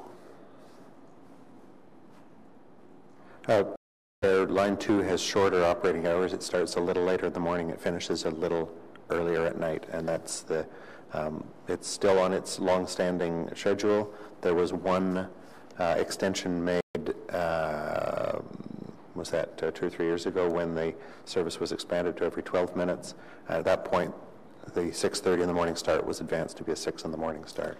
So why would we not synchronize the start and end times? I'm not as interested in the frequency of service. I would expect that Line 1 would have greater frequency, but I think we may run into problems if someone's coming from a Line 1 and wanting to transfer to Line 2, and if Line 2's yet, how they're going to get southbound, and I think that may cause some confusion. So is there possibility of synchronizing the operating times?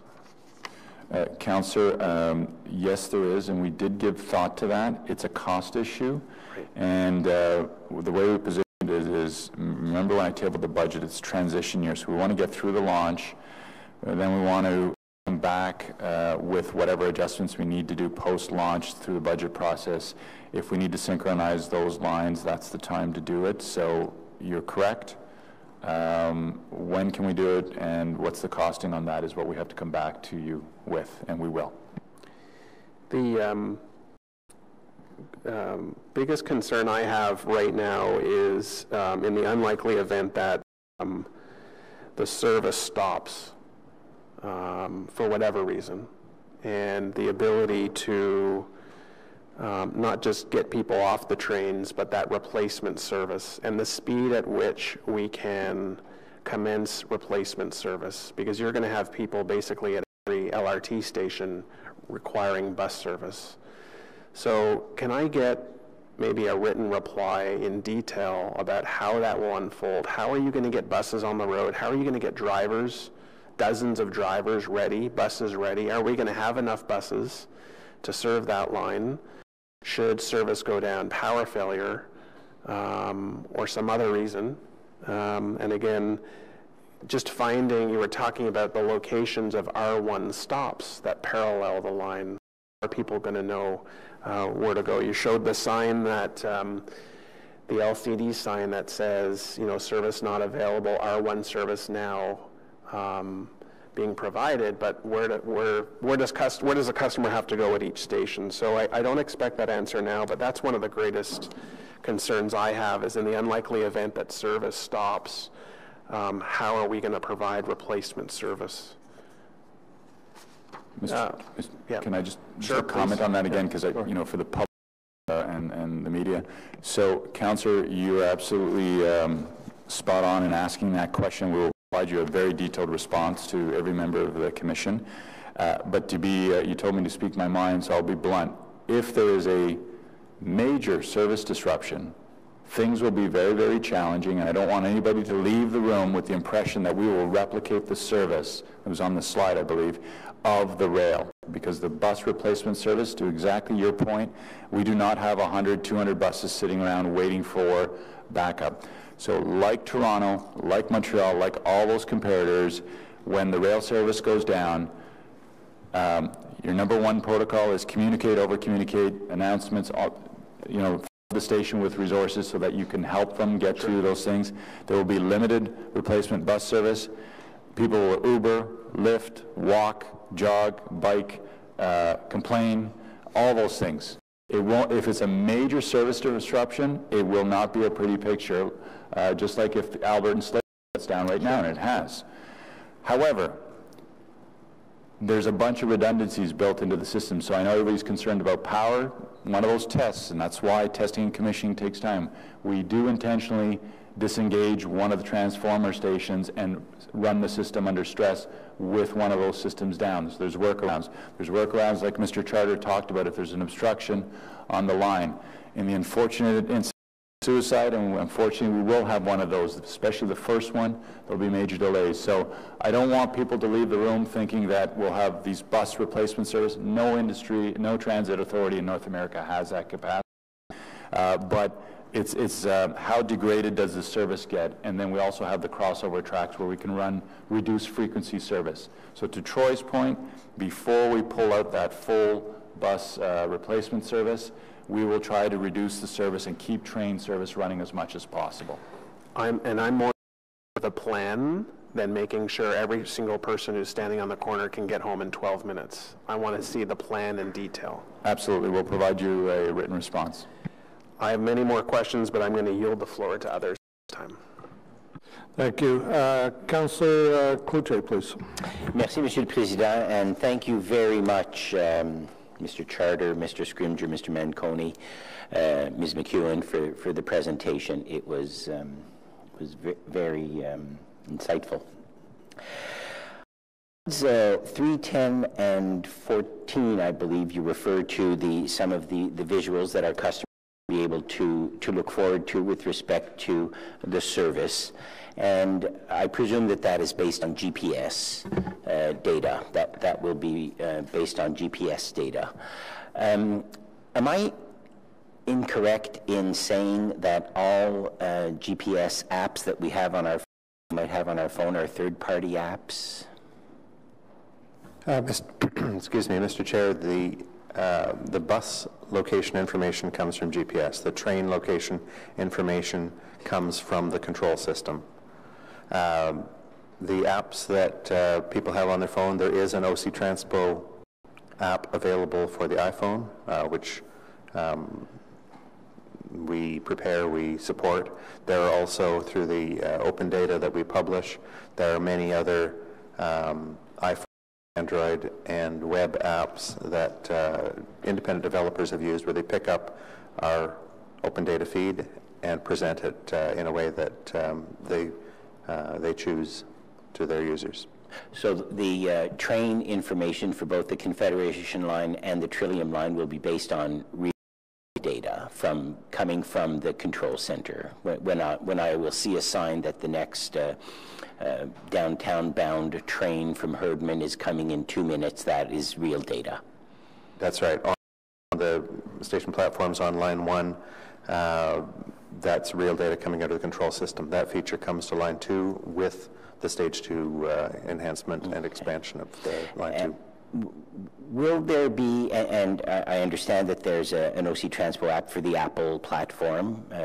Many of us are not on the platform. Will there be an OC Transpo app for the Android or other platforms? Mr. Chair, we are working in that direction. We don't yet have timing for doing that. Okay. And I'm just making the comment because there has been some issues with the reliability of some of those third-party apps with respect to using the open data that's provided by OC Transpo, and for us who rely on knowing when the next 86 is coming to get home, it has sometimes been unreliable, and so I would like to ensure that, you know, in the 10 items you had on one of the slides of what our customers' wants and needs are, I think one of the main ones is when things are not as they should be, when will the bus be coming? I understand because of a snowstorm or a disruption or something, it's not on time, but when will it come? And they will rely on that data, on that information to make their decision to start walking, to try another bus, to call a person to pick them up. Just that point with respect to the importance of the GPS information. Interesting, on line slide 4, you referred to the best practices. No European cities there, all North American cities. Can you just tell me why or what actually, they were there. I mean, the list is much longer than this. Okay. Including my personal vacation visits, and my staff got tired of all my slides of Paris and Italy and Barcelona and so forth. But trust me, I mean, New York City's not on there, but we have New York City folks on our team. It is a very exhaustive list, and we expanded it. And I know Mr. Scrimger is a big train person. He travels. He's been around the world on trains that we continually. It was really quite good in that staff are bringing their perspectives. So European cities, Asian cities, the best practices from all the cities in the world we've consulted. Thank you very much for that reassurance. I was surprised, just as information on slide 5, Mr. Scrimger, I think, said only 10 of the 13 stations have bus connectivity, and I never thought of that. I can think of U of O that has no buses that go there. Two. The other two, Mr. Chair, are Tremblay Station at the Via train station and Searville Station. Tremblay has the 61 and the 62? It has the 61 and 62 as a temporary service since the closure of the transitway, which will end when train line 1 opens. The Lion, you said that the major STO transfer point would be Lion Station, right downtown. What due to congestion? What will that do to, what do we expect that traffic to be? Mr. Chair, that's designed to minimize congestion, to keep the STO buses running into downtown. They come across the Portage Bridge. They go to the nearest station they can. We've reconfigured the streets downtown so that they flow very nicely, and it keeps the largest flow of STO buses out of the auto traffic congested points like the intersection of Wellington and Bank, one of the most congested intersections, or the intersection of Sussex and Rideau, also a very busy point for cars that delays transit customers, so we can keep the transit customers away from that auto traffic congestion. I had heard on a slide earlier, on a presentation earlier, that you're expecting 90% of the OC Transpo buses to be eliminated from downtown. Is that still 90%? It's certainly in that area. I think we're going from something like 3,000 buses a day down to something counted in hundreds. Okay. It's a major reduction. So downtown will have STO buses till we get the Prince of Wales Bridge, but okay. Actually, Chair, if I could just add to that, two things. Again, Mr. Scrimger and the team don't brag about the extensive work they've done, but to your point, because I want clarity on key messaging today, they have done amazing work on modeling that Lion transfer point, and there are major road modifications underway, which Councillor McKenney has supported. We've integrated all the modes and everything else into that. And like other transfer stations, STO will be doing probably a middle-of-the-night stress test when we get closer to that integration testing with them. Fare gates and flow, passenger flow, it's all been modeled through the stations and so forth. And just a reminder, last term of council, Transit Commission, the Mayor's Office, and the Chair, we worked extensively with STO to do a major reduction of STO buses going through the core, with Lion being the transfer point, and then some routes extending all the way through to U of Ottawa and Rideau and so forth. So that's all been modeled out to address exactly your question in terms of that. So team, Mr. Charter, have done an amazing amount of work in that regard, along with our STO partners who have been great on this. Thank you, and yes, I thank you for saying that, Mr. Manconi, and I know all the work that's gone on. I know we have upcoming a stress test at Tunney's Pasture coming, and the testing that has gone on at the Belfast Yards. Noted, understood, thank you. You answered that question. Will there be safety personnel, OC Transport constables or special constables at the stations on a permanent basis, on a daily basis, on a continual basis? Yes, Mr. Chair. I have dedicated special constables on the line at all times. Online? Sorry, throughout the rail network. On the LRT line, yes. So we have our walk and ride, bike and ride officers, and they would be out there visible, and they would be riding the trains in stations and interacting with customers. Yes. Okay. And just my last one: are there defibrillators at the stations? Are we planning on defibrillators? Yeah, there are defibrillators at all underground stations and at the major transfer locations. Some are publicly accessible, some are staff accessible at staff stations. At staffed stations. Yeah. Thank you again for the presentation. I appreciate it very much. Councillor Kavanagh. Thank you. Councillors, Councillor Kavanagh, and then pardon, I Councillor heard my Dowd, name. and then Commissioner Olson. Sorry, thought you were looking right at me.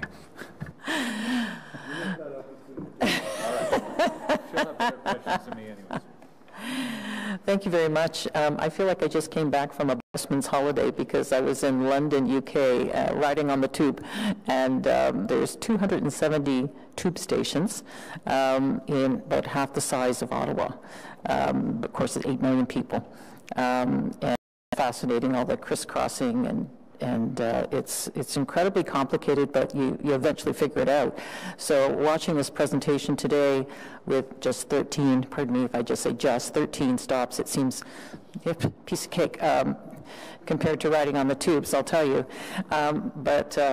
Anyway, but you certainly appreciate it, and once you get addicted to it, you're, it's so efficient, especially being able to go to the airport and shop, just saying.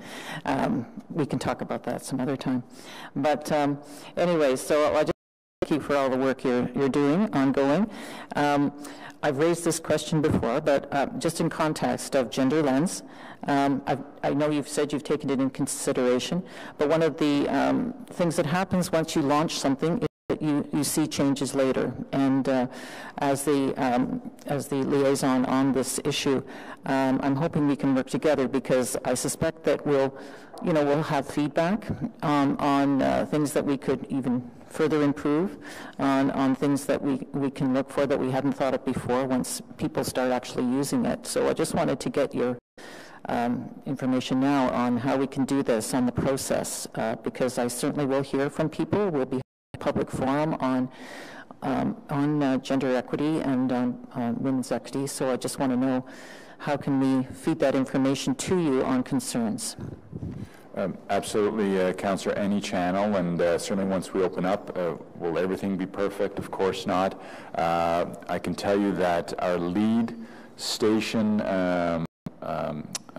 oversight person from OC Transport was Colleen Connolly, and she is a very great planner. She worked in Calgary before, and she's CEPTED certified or has extensive training in that regard.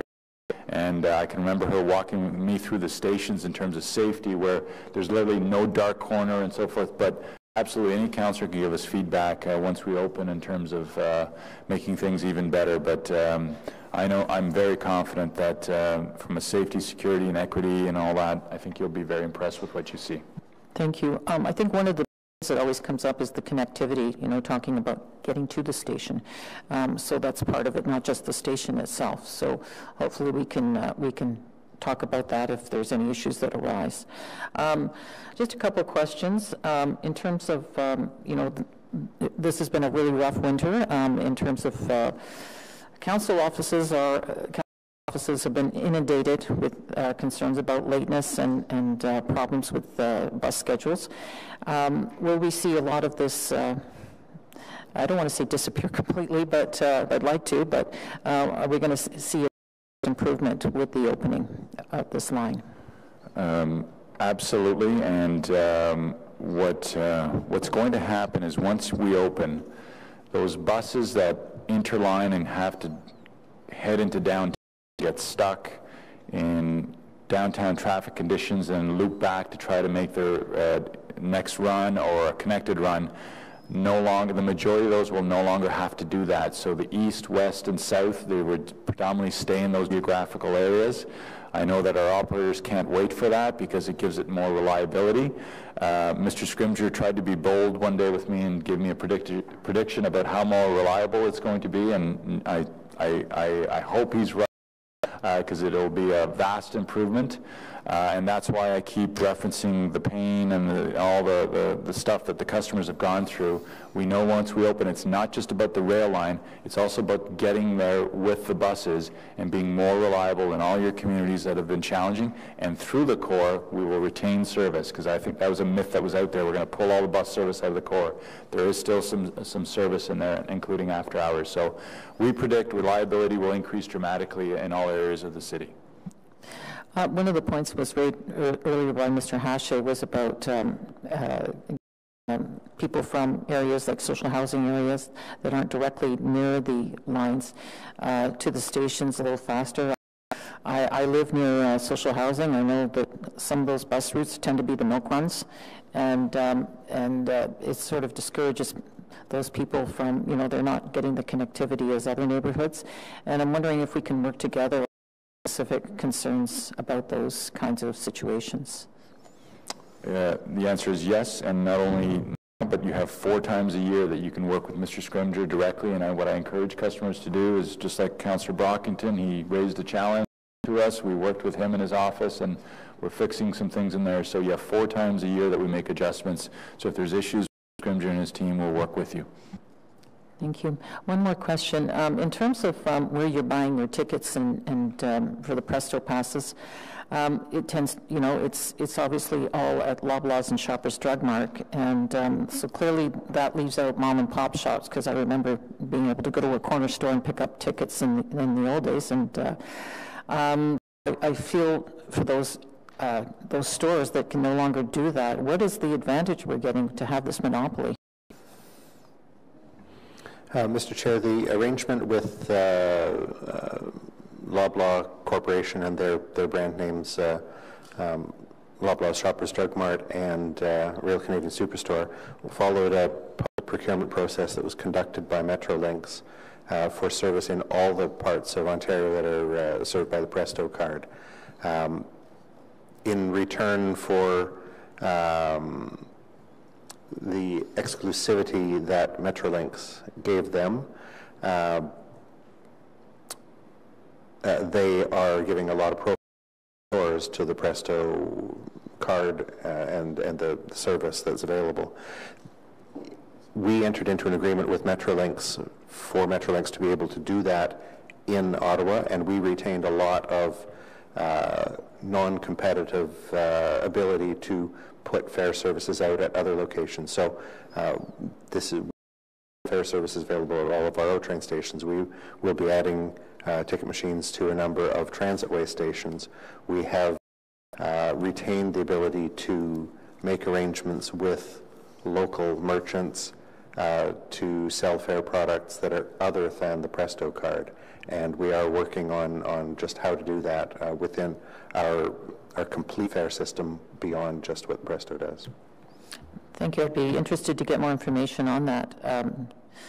Have it, because I think that it must hurt our small businesses, and I just wanted to make sure that we're not forgetting them, because they're the engine of our economy here. So thank you.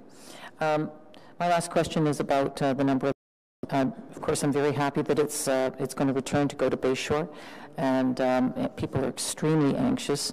If we have any further delays, and we pray to God no, Is there any chance that we can get that route up and running? People have had a pretty tough winter in Bay Ward. The residents who rely on that service have suffered in not being able to get that service to Bayshore. So I just want to know, is that possible? No, Councillor, unfortunately, we don't think it's possible, but we're not focusing on that right now. We're focusing on launching the rail line, and I can assure you, Mr. Scrimger, we have a calendar on possible scenarios and how that rolls out, and the bus routes need to roll out after the LRT piece. We're as anxious as you are to roll those out. Thank you.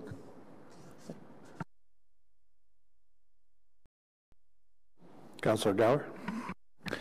Thank you. Councillor Cloutier touched on it earlier this week. Councillors note that there's going to be another test of the transfer point at Tunney's Station, and I was hoping you could just give us an overview of how that's being simulated, what you're looking for, and some of your experience from previous transfer point tests.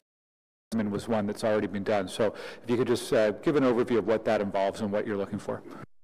Yes, Mr. Chair, that's coming up on Sunday, the 31st of March, where we're, so the effect on our customers is we're diverting them around Dominion, Westboro, and Tunney's Pasture stations for a few hours on that Sunday, while we do some intensive simulation at Tunney's Pasture Station.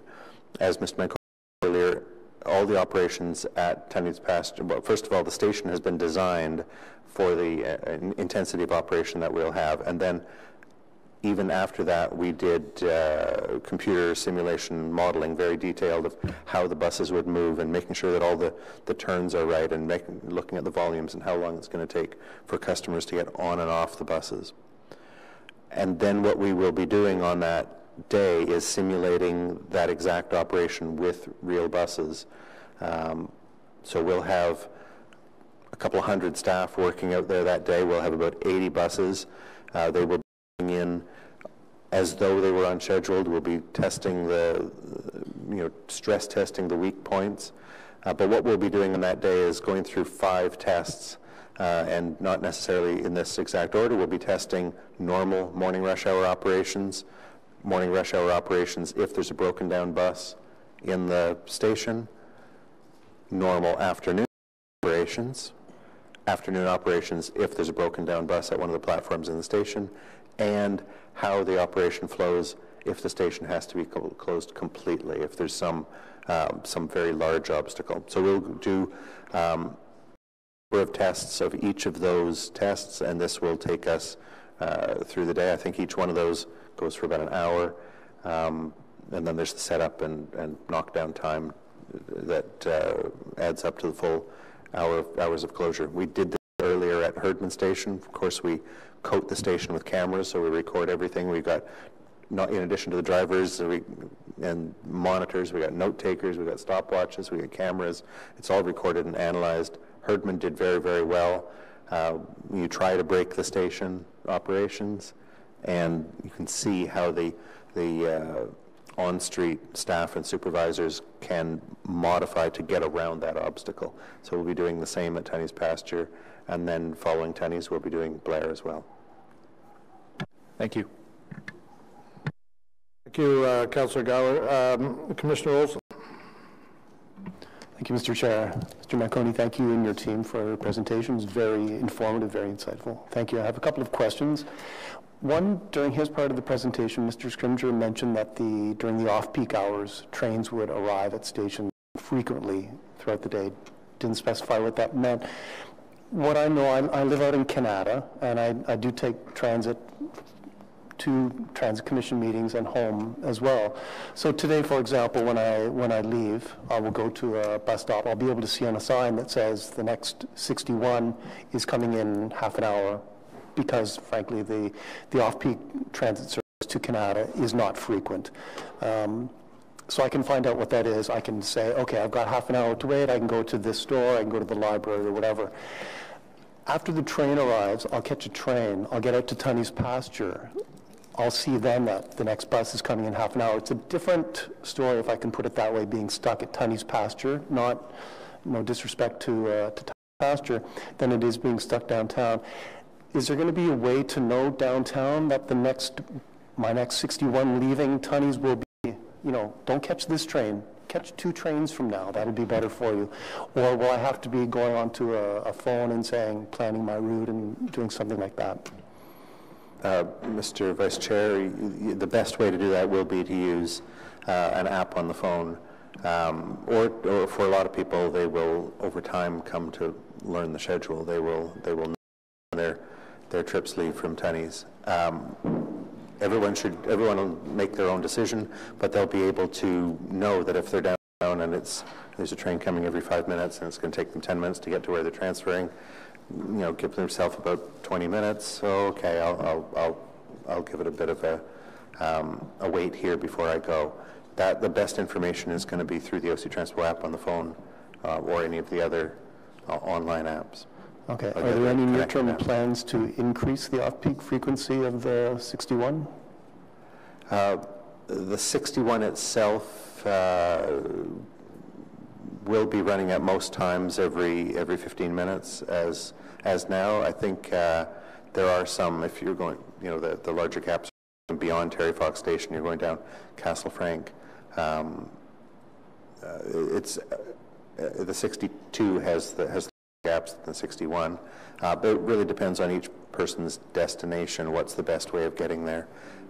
For the most part, the schedules on those Kanata-Stittsville routes, the main rapid routes like 61, 62, 63, for the most part, they will be similar to today, and if there's any future expansion, that's an option that we could bring for consideration in future years' budgets. Okay, and one other question. You identified, and I really appreciate the emphasis being on the customers today, because ultimately that's where it is most important.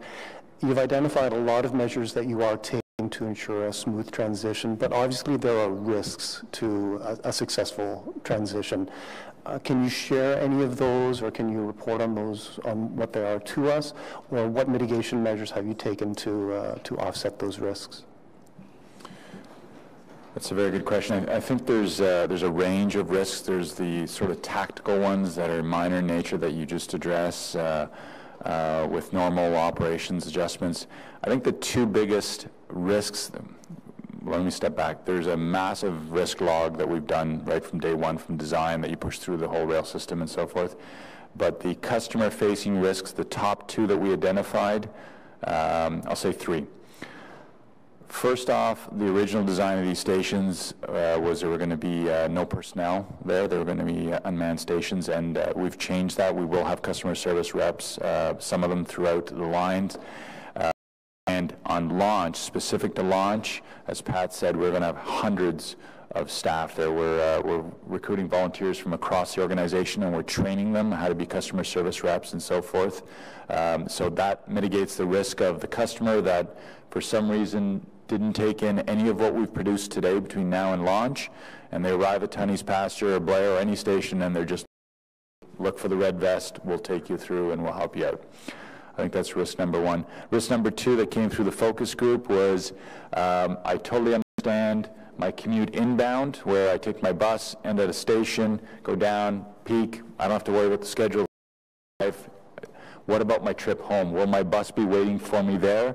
And I give full credit to our customers. We hadn't thought of some of those risks, and Mr. Charter has retooled his operation to mitigate those risks. Signage, extra buses there for snowy days, supervisors during peaks and so forth.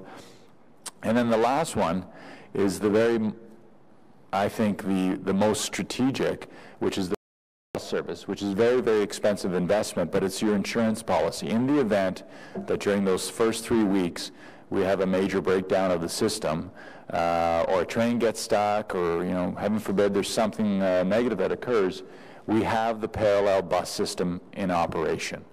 We don't want customers on the buses. We want them to bleed onto the train. But as Mr. Scrimger said, there's 2/3 of them, are getting a change on day 1. But having that parallel service for 3 weeks, And yes, we will get criticized, you will get criticized for empty buses if everything's working very well.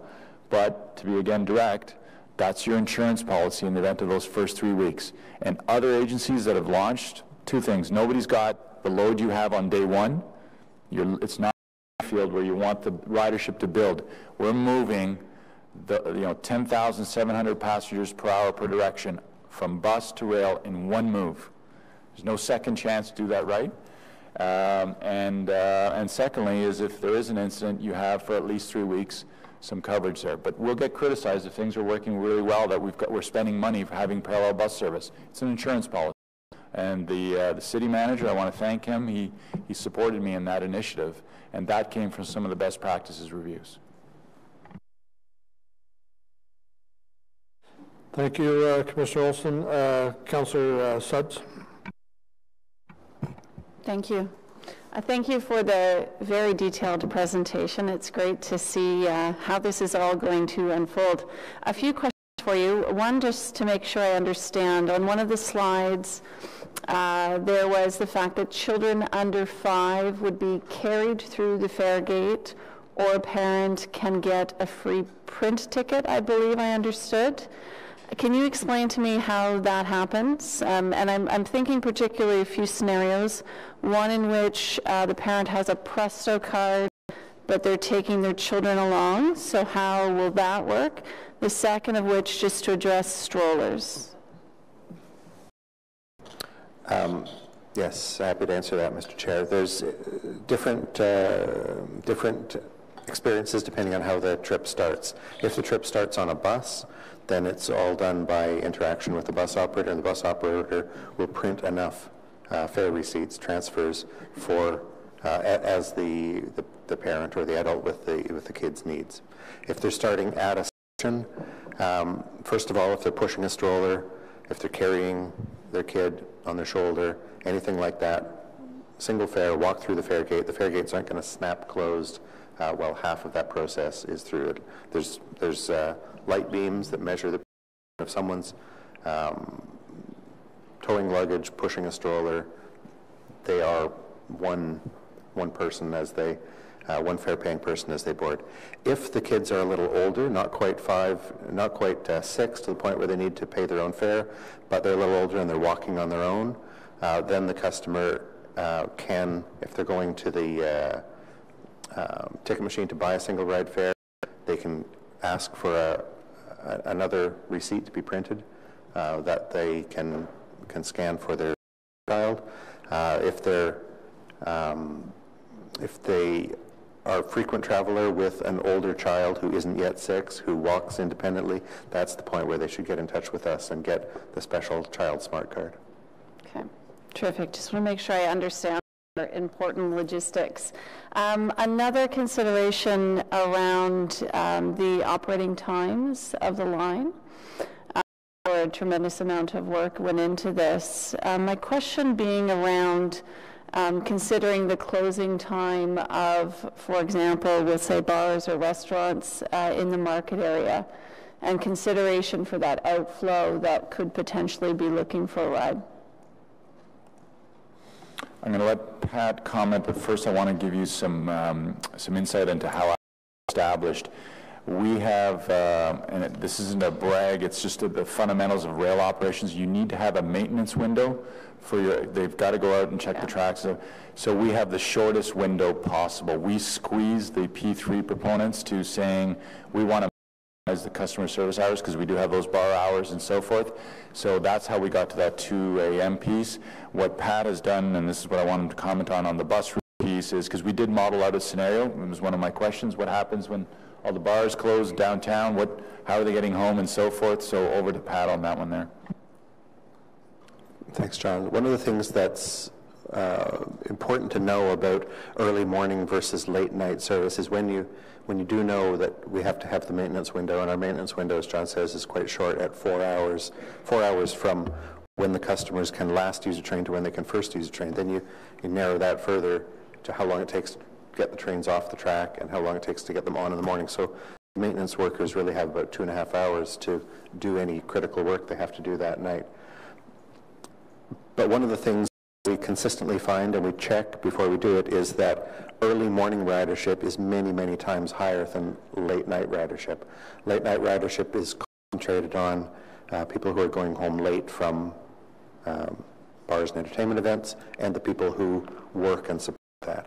Early morning ridership is many times higher with people who are going to work early, people who are going to set up places that people go to work, people who do janitorial work at hospitals, people who come in and start up downtown parking garages, downtown office buildings, the people who get here and make it ready for us to come in at a later time in the morning. So it's the hour between 5 and 6 in the morning, we'll have many more transit customers on board those trains than the hour between 1 and 2 at night. We knew that cutting the service off at 2 at night isn't quite as late as it needs to be to reach everyone who's going home. And on those nights, excuse me, on Friday and Saturday nights, we will have all the bus capacity we need on the overnight bus routes. The overnight bus routes will run, every few minutes as required to move people out right as the bars and restaurants close, and then as you get closer to 3:30 or so, we tail off and have a less frequent but still consistent overnight service until the service starts up in the morning. And that's continuously adjustable. When we find that there's more people traveling by transit on their way home from the Byward Market, we will make arrangements to schedule more trips on all of those bus routes. Okay, fantastic. Question around, am I correct in assuming that the new LRT arrival times, that data will be available through OC Transpo's current app, correct? Yes, that's correct. And will the data from that be made available through the open data portal? Yes, it will. Okay. I think perhaps lastly around that, we've talked a lot about security, safety and security of the system. I do recall perhaps just over a year ago a cyber breach of Metrolinx in Toronto. So flagging the cyber aspect of the system to ensure that we're on top of that as well. Councillor, is that in relation to the fare system or the train control system? Both. Both. So a couple of things. On our fare system, the gates and the ticket machine were very different than what you see down in Toronto. We have bought our own equipment and so forth, and we have a 10-year maintenance agreement with an external provider. There's a bunch of redundancies built on this end and on the Metrolinx interface piece. On the train control systems and so forth, there are many things associated with what you're talking about, and I will not go into a public discussion, obviously, about that, because rail safety has come a long way since the bombings in Spain and England and so forth. And so there's a lot of features. You recall you were at the tour at the TOCC, sign a waiver to even be in there. You always have to be escorted. That's for some of those reasons that you're talking about, no photos and so forth. So yes, the short answer is there's a lot of layers of security that we've done, and the RTG and RTM have in place. Okay, amazing. Thank you. Thank you. Commissioner Carricotta. Thanks, Chair. I just have a couple detailed questions about the train. How many seats are going to be on the train? I know you mentioned 600 passengers, but how many physical seats? Mr. Chair, each of the two cars has 120 seats, so 240 seats per two-car train. The remaining 360 people standing a fairly comfortable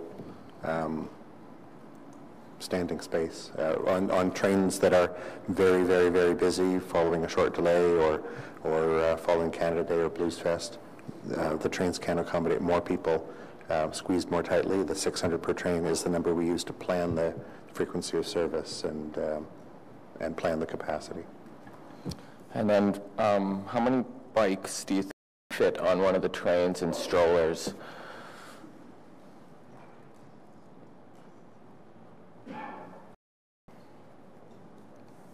So there's the cooperative seating areas. There's one beside each doorway. 7 doorways per car, 14 per train. There's 4 cooperative seating multi-purpose areas per car, so 8 per train. We'll be directing cyclists to the first one. It's likely that 2 or 3 bicycles can be stood and held comfortably in those areas without blocking too many other people. And then that leaves the remaining 7 per train, 7 of these cooperative seating areas where there's designated standing space for people who are bringing strollers, luggage, people using wheelchairs or other devices. So there's a lot of space, and it's only cyclists that we're directing to the first door of the first car. That leaves the other 7 that will almost always be open for someone else who needs them. Okay, great. And you talked a lot about the customers here in Ottawa, but I'm wondering if there's any promotion for like tourists in Ottawa who might ride the train, and whether that's being promoted in some way. Yes, Mr. Chair, our team is working with Via Rail to do an integrated booking online. So if you're buying a train ticket, you can buy your ticket online, integrating there. I know that the Airport Authority, we've put in a vending machine at the airport, even in advance of stage 2. Getting to the airliners directly is a little bit, but there's a lot of integration discussions going on with the Airport Authority in that regard on stage 2. Okay, excellent. And lastly, any plans to encourage people to ride the new trains, or like maybe, I don't know if you've discussed sort of fares being waived for the first day or for the first week as a way to sort of celebrate or encourage people to ride it, and those chats, but.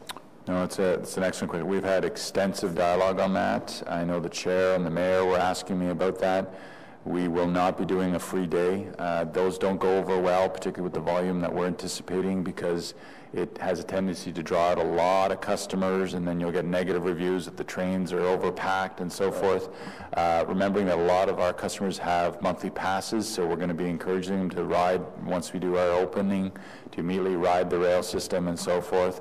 And there's pros and cons to those free things. The other thing is you have frozen fares for till July 1st to give some relief in that regard. So we considered it. There's some negative risks to that, and that it can affect that first impression. So we do have other free days. Canada Day is free all day. It used to be limited to the nighttime, and so forth. We have New Year's Eve, o'clock. Going to continue to do those things, and we've integrated fares with the major festivals too. So, great, thank you.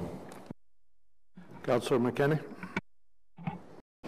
July 1st might be the first day. I'm not commenting on the date. You know I won't.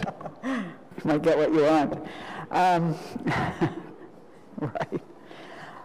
Just a few very specific questions, because most of what I've been concerned about or thinking about in terms of our different communities and how their service have been answered already. But I was visited by a few members from CNIB and another woman who lives in my ward who is visually impaired, and about several issues, and not all to do with rail, but one of the things that came up a couple of times was people who have visual impairment and their unique requirements day one, week one, as they're navigating the stations. Have we, in your stakeholder consultations, have you reached out specifically to the blind community to ensure that they're walked through that and that they understand exactly what happens when they show up to the stations? Yes, we've done a couple things on our journey mapping. We had various scenarios and input from a cross-section of customers. We also, during the design of major elements of the LRT, we had our accessibility advisory group, which was fantastic. They actually drove some of the design changes on how the doors and the posts and the cab bars are configured and so forth. And then also we, in some of the outreach to seniors' homes and so forth. But again, back to the risks, the reason we're going to flood the stations with people with old vests is for exactly that. If, you know, and Mr. Pepper and Mr. training people on, you know, if you see someone struggling from an accessibility perspective, irrespective of what their disability is, go reach out and proactively help them out and so forth, and do exactly what you're talking about. We have a ton of features that weren't even contemplated in the original design for exactly that reason, but we want to put the icing on the cake and have that customer interface there to help anybody. Okay.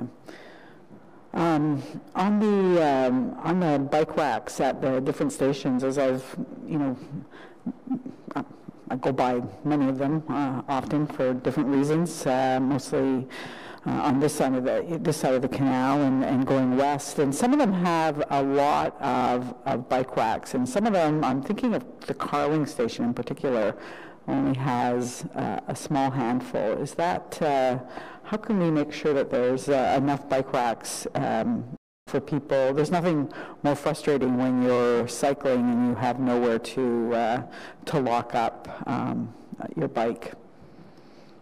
Thanks, Mr. Chair. So for existing stations like Carling on Line 2, we monitor regularly how many spaces of the bike parking are being used, and we'll be doing the same with Line 1. Line 1 has many more bike parking spaces as we open than others do. And at the same point, we were also adding bike parking capacity all across the system. We're still wrapping up the project that was funded by one of the federal PTIF funds. But we monitor regularly how many spaces are being used, and when we find that there are few spaces available, or when we ever see indications that there's more bicycles being parked there than there's room for, that's when we start working on what's an affordable way to add parking capacity at that station. Carling in particular has very limited land availability. Most of the land there is not in city hands, and sometimes that takes longer to do. So we're monitoring it all the time. We have people go and see how many bikes are parked there. We're also taking comments from customers, and if you ever see any example at a particular station, snap us a picture, tell us where you took it, when you took it, and that goes in as part of our monitoring system. Okay.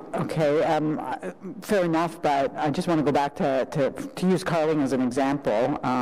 There are only 5 or 6 spots to lock up. So when stage 1 opens, imagine that that line is going to be used at a much greater frequency.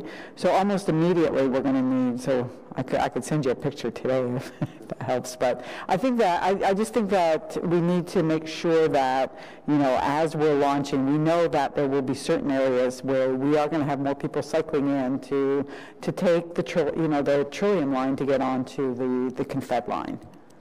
Short answer is yes, Councillor. I mean, that's why we have the special constables out there doing other stuff too, and if there's a bike parking issue at Carling, or you feel the need that we need to add another ring or two there, it's not a big deal, and absolutely we'll do it. Okay.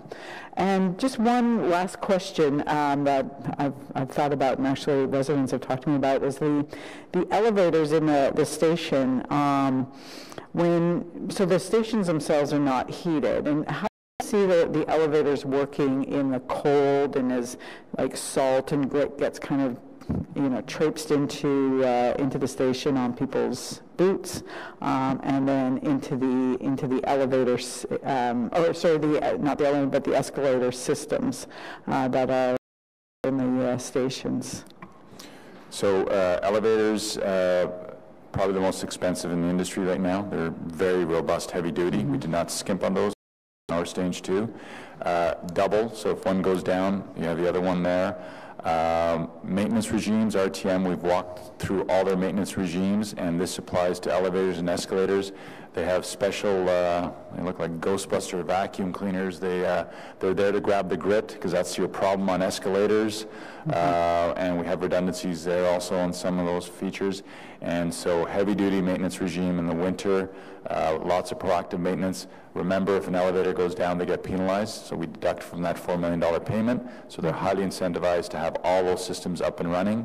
And your hot buttons are escalators, elevators. If they go down, we start deducting immediately within a response time and so forth. So it's in their best interest. We've seen the equipment they've purchased. They've done a best practice review too there. So it's okay. Good to know. Thank you. Thank you. Commissioner Wright Gilbert, please. Thank you, Mr. Chair. I'll keep this short because I am mindful of the time. I actually just have a comment, is that I wanted to thank Mr. Manconi and his staff for the really detailed presentation. I am actually one of you. I travel every single day to and from work from Orleans to Tiny's pasture. Currently I'm a 91. And so, I had some anxiety about what my customer experience was going to be like on day one, and I do plan on switching over on day one, so you can just count me in. And I had some anxiety about, okay, I take the bus to Blair, and then what? And so this presentation was incredibly helpful to assuage my concerns about my customer experience, taking the bus to Blair Station and then riding the line 1 from beginning to end to Tunney's Pasture, especially given that both Blair Station and Tunney's Pasture are transfer points. Can be very busy. So I just, as a customer, I would like to thank you for the work that you have done to make sure that the customer experience is there. And I can say from experience that when the Tunney's Pasture station switched over from the transitway to the surface level, I guess we'll call it, station, that the OC Transport folks were there and incredibly helpful. And when I'm confused, I get a really confused look on my face. Fun fact. And so they were able to pick up on that and ask me if I needed help, which I did. So I just want to thank you very much, and I am very excited to try the new trains. Thank you. Thank you. That would have been an excellent way to wrap up, but we have one more question from Councillor Tierney. It's a single question. Thank you, Mr. Chair. I just, first of all, I did want to point out a gold star to you and your staff. Yeah, it was dicey a few weeks ago. The service wasn't quite there. I'm definitely receiving a lot more positive feedback this week and last week than I did 3 weeks ago. I heard a question from Councillor McKenney. I just want to highlight that again. So currently in our current world with the elevator system, if one goes down, it can be down for weeks sometimes, and I've experienced that myself. What's the restriction on RTG? Like now that they have Blair Station, now it's going to be theirs. What's the time frame that they have to repair those elevators where typically it could have been 2 or 3 weeks, let's be honest with ourselves, because of parts, whatever may have to happen with those elevators. What would we look at now knowing that there's a restriction? There's a defined response time for all elements. I don't have that, but it's very quick. But again, they're incentivized. So if the elevator is down, there's deductions after a certain amount of time on their payment. But to your point, you mentioned the word parts.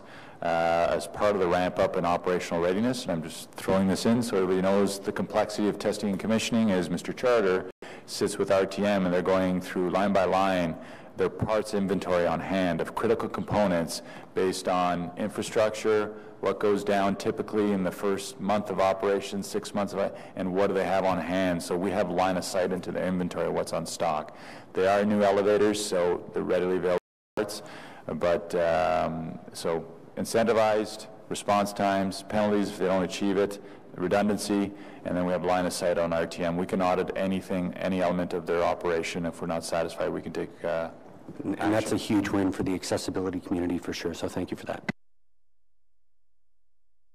Thank you. Okay, everybody, can we receive that item? Thank you very much for the presentation and answering all the questions. Received? Thank you. Next item, fair strategies to increase transit ridership consistent with the city's transportation master plan. We have 2 delegations, and then we'll go to questions with that one. So, Mr. Cullen, you're here. Come on up. Sorry, Jim, we got to bump you here.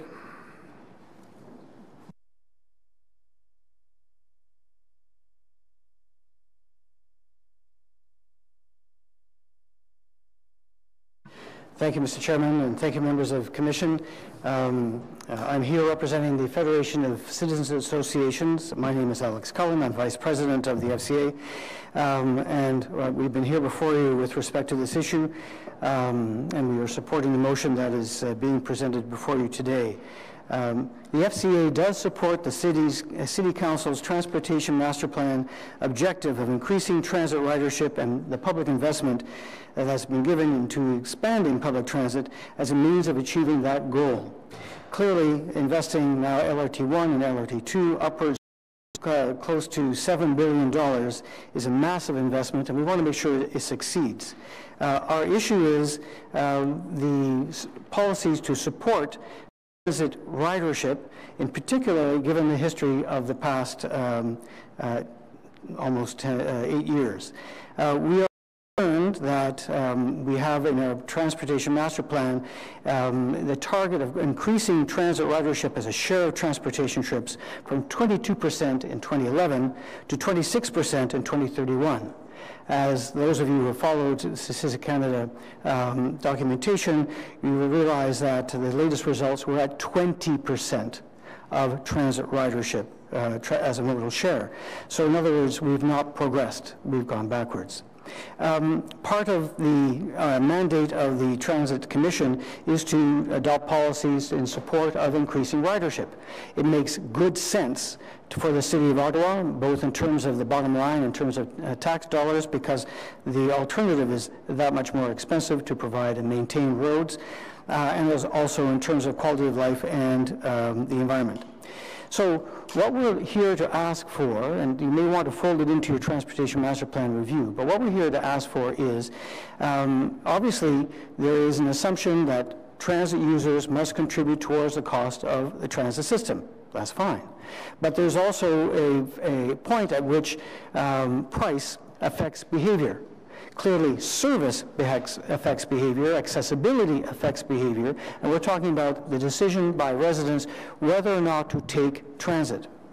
So from the FCA's point of view, if we are going to make this massive investment in transit, let's make sure that we have the appropriate fare strategies to ensure that we achieve our goal of increasing ridership. We don't have that information. We're suggesting that the Transit Commission be worth the Transit Commission's while to look at best practices, the literature, the demands on the system, because price is a factor. So we're asking the Transit Commission to engage in a study or engage the appropriate staff in a study to see what that strategy would be, that you would have enough revenue coming in to help pay for the system, but you also have the pricing points that ensures that you don't lose ridership as you have lost since 2011 till about 2016, 2017. In 2011, you were attracting 103.5 million rides. I think the current figure now is 97.8. LRT clearly is going to have an impact, and we hope so.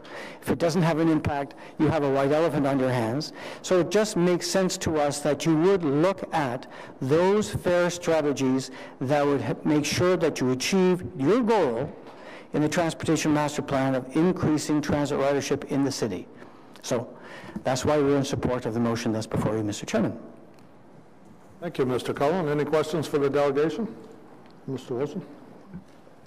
Mr. Cullen, thank you very much. You did note that fares are one aspect of ridership. And also, obviously you're here, you understand that we're on the cusp of a sea change in how we provide transit services to the city. Does it not make more sense to actually wait until we see we get stability with the light rail and see where we're going then, and then undertake a study of strategies to increase ridership? LRT may be a roaring success. It may not be, as you say, but isn't it better to wait until we have some idea of where we've landed on it? Well, timing is always an issue, Mr. Chairman. I appreciate the point that's being made about the impact of LRT. I think a lot is hanging on the pricing for LRT. Already this council has decided to push off fare increases, in part because of the disruption of the transition. But you've already built into your affordability model for LRT a fare increase of 2.5% a year, stretching out to 2031. So that's already there. Is it the appropriate level? So these studies take some time. They don't happen overnight. I think you'd be better off starting now to find out, because by the time the results come in, LRT will have opened. You will have information. You'll know what the elasticities are. Mr. Scringer knows all about elasticities. So delaying, I don't think we're going to gain very much simply because it takes so much time to do these studies. So LRT is going to happen. I get that. Our point is, please make sure you have that strategy in place. You're not going to have that strategy in place by 2020, but you ought to have that information before you to see, are you on the right track? Do you need to move, deviate this way, deviate that way, whatever it is? And given what's happened in the past since 2011, we're concerned that we should not have lost that ridership when we had population growth and employment growth at the same time. No, it's not 100, and Mr. Chairman, Councillor Brocken makes a very good point. Our assumption is not it all happened because of fares, but it'd be naive to assume that fares did not have an impact. And fares is something you guys control, right? So, so do the homework. And as consumers, as residents affected by your decisions, we would like to see that homework, because it's easier to sell a fare increase and or a tax increase if the information is before the public. Because I think the public, generally speaking, wants this to be a success. So this is the due diligence. I take your point about timing, but I think the opening of the LRT and by the time you get the results of the study, I don't think are incompatible. Okay, thank you very much, Mr. Cullen. Next up is Trevor Hache, and while Trevor is making his way to the seat, I want to remind members that there was another presentation scheduled this morning, another delegation, sorry, Ms. Anu Bose, and she's unable to stay with us, but a copy of her presentation is on the shared drive for you to look at. Mr. Hache? Thank you, Chair and Transit Commissioners. I just wanted to speak in support of this motion. Of course, our fare structure should be designed to encourage transit ridership. We've been quite concerned about the annual increases and the plans to increase fares every year by 2.5% according to the long-term financial plan. If fares are to increase by 2.5% every year, the return trip on OC Transpo in the year 2048 will cost the user more than $14. And we think that's really far too much. People already are saying, you know, if I live in Vanier and I want to travel to the Byward Market and pick up some local vegetables, I could probably drive there and park more affordably than taking the bus if my husband and I wanted to do it, for example. That's a specific anecdotal bit of information that a woman shared with me who lives in Vanier. And so I think we need to be designing the fare structure to encourage transit ridership, and I think this assumption that we're going to increase fares every year by 2.5% is not going to lead us to increasing transit ridership. I'd also like consideration or more consideration given to equity and inclusion, and so the equity and inclusion lens should be vigorously applied to the fare structure. So we were really grateful that everyone on council at the time froze the access pass and the community pass and the Equipass so that people living on low incomes don't have to pay more for the rest of this year. That's really great. We're concerned about the 8-year trend, which is that transit fares have increased on average more than double what the rate of inflation was. And so we know that people that are living on social assistance or working a minimum wage job can't afford to constantly pay more because they're having to pay more for housing, they're having to pay more for food and other daily expenses. And so everything that the city can do to vigorously apply its own policies, the fare structure, and this consideration would be greatly appreciated. So in Calgary, you can get a monthly bus pass for $6 a month if you make less than $12,000 a year. They have a sliding scale model for their transit fares, and we would love the City of Ottawa to consider what might be possible here that could perhaps learn from the Calgary model. And then the other thing is that right now, if you do tap your Presto card and you want to pay as you go, I guess, which is what I do. I don't always ride the bus downtown, or I don't always work full-time hours, and so getting a monthly bus pass doesn't always make sense for me. So what I tend to do is I load it with cash and I tap. But when you get to a point in the month when you've paid a single ride fare to the point at which you've reached the cost of a monthly bus pass, we'd really like to see the city automatically upgrade someone to the monthly bus pass so that we're not nickel and diming our riders. So we understand that through the Presto and Metrolinx business model that it is possible. It might cost the city to treat the customers well in that way and stop nickel and diming them, but I think it would be a worthwhile expense. So I guess, you know, Councillor Cavan, I didn't have a chance to ask you this in advance of today, but for the person who's moving this motion, I was just wondering if a friendly amendment could be made to essentially bring a huge focus of the report to address equity and inclusion and how the fare structure could better address these concerns, and also whether or not that automatic upgrade to a monthly pass could be considered as part of this go-forward report. Thank you, Mr. Hache. Councillor Kavanagh. Thank you. I guess I was asked questions in this. You know, I think I'm supposed to ask you questions, but thank you. The reason I'm bringing this motion forward is in terms of equity. And first of all, I want to thank Council for agreeing to a freeze to the low-income passes for this year. I think that was very helpful. It wasn't a large cost, but it made a big difference to those who are affected by it.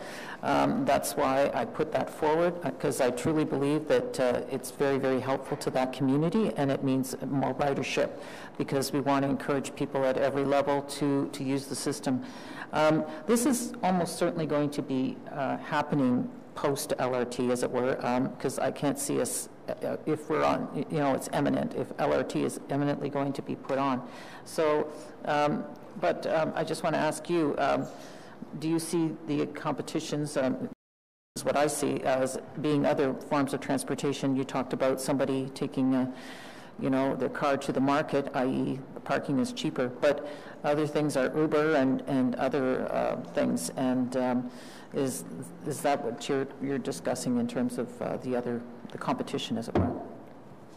Certainly, we know that Uber and Lyft are parasitic to transit operators. They are sucking customers off the public transit systems and into these private vehicles that drive on the roads and no doubt damage the roads and congest the roads, impacting the climate and the transit system's ability to be reliable, because there are more cars on the road. So we do think that you know, those business models that are being financed by people with very deep pockets. We don't know how much longer, you know, Lyft and Uber are going to exist, but certainly we know that they're pulling people off the public transit system and they're congesting the roads, and so we need to have a public transit fare structure that encourages people and is cheaper, ideally, quite a lot cheaper than those other private options.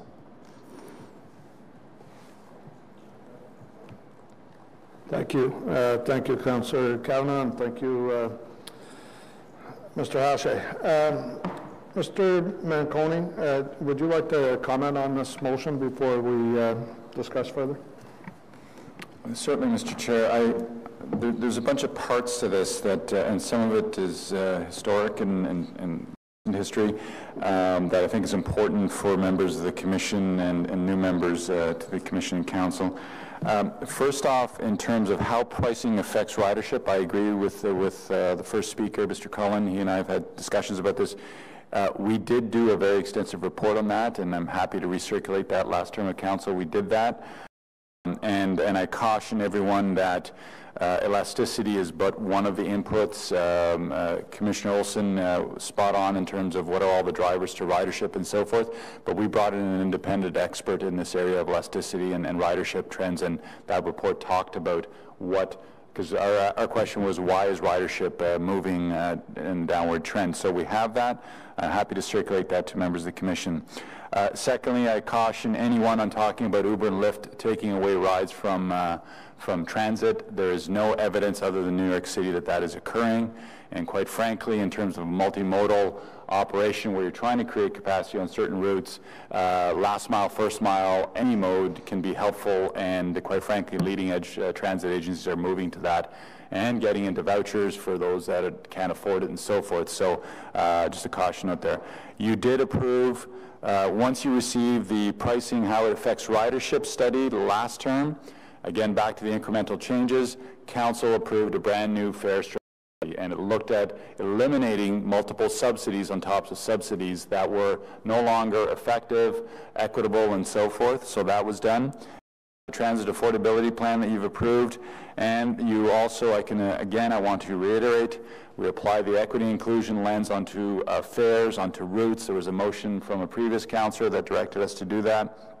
So we've done a lot of that work. And I'm happy to bring back a fare strategy sometime, but don't ask me when. Don't ask me when the capacity is available. And if you want it in the context of the transportation master plan, absolutely, as some of the councillors have mentioned, you need to let it do its thing, because it is going to change the travel patterns and behaviors across the board. And so I don't if you want us to direct us to do this, we can do it. I just want to manage your expectation. It will not be anytime soon. And I will need to look at all those inputs back into it. And if I have to, I'll bring back a report telling you what external resources I need and the capacity of what things we put on the back burner. Because it's incongruent to what you've just done where you are. It's misaligned to all the steps you've taken to set you up for the future in that regard. So not opposed to it. That's my view on it, and I want to manage expectations. I don't disagree with a lot of the comments that have been made, but again, I'm trying to tell you that we're not just sitting idly by. If you want to see that report by an external expert that we paid a lot of money for, I'm happy to send it out, and why don't you sit down with us and we'll walk you through it for those that have not seen it before you maybe make some of these decisions that gets us off of things that are important to all of you, expanding routes, looking at reliability, performance metrics, all those things. Would you like, Councillor Kavanagh, would you like to hold your motion so that you have a chance to look at that information, or do you want to go for a vote on this today? Yeah, comment? Absolutely. Okay, thank you. Oh, thank you, Mr. Mayor, for that. I think what you're saying is that we can work together on this, and that right now we're just at the tip of a change, and which is inevitable that we're going to have change, and that will affect ridership. There's no doubt about it. But I guess what we're looking at is next steps in terms of still we need to work on equity. We still need to work on how this fits in as it's a business plan, like how we keep ridership up and how we see how it affects, it's affected by fares. And as has been stated earlier, that's just not the only point. So we can agree that your point is that we can't do it immediately. I get that because we're about to do a big change, but I think we still have to work it in because the transportation master plan is also coming up, and I think the whole point of this is to tie it in and to work together on this. So if you're saying that that's possible, then I think that's something that we can work on together. Chair, if I can take some liberty, what I'm suggesting is why don't we share with you what we have in this space, which is not just the studies we've done, but also the CUDA independent studies on what's driving ridership decline. There's great studies out of New York cities and other things. And I manage the I'm doing the transportation master plan also. That's under my umbrella. If we show you what we have and you still want to go in this direction, have that opportunity during the transportation master plan to do something in regard. Somebody said you control fares. Actually, you control it all. You control the whole destiny of what's going to drive ridership. Reliability, quality, safety, fares, punctuality, transfers, vehicles, all those things. So, but yes, my advice to you is let us bring you what we've got, and let us come to you with the transportation master plan review process, and then at that point, if you want to add more to that, you can certainly do that. I'd still like to go forward with the motion, if that's okay. Thank you. Councillor Buckington. Thank you, Mr. Chair. I'm going to caution my colleague about the risk of this being defeated, because if it's defeated, it's game over. And my advice is that this be pulled today, and you have a very kind offer from our general manager to work with you to give you all the information you need and to back in 6 or 9 months once LRT is open. So to my colleague, please understand that if it's defeated, it's not coming back this term.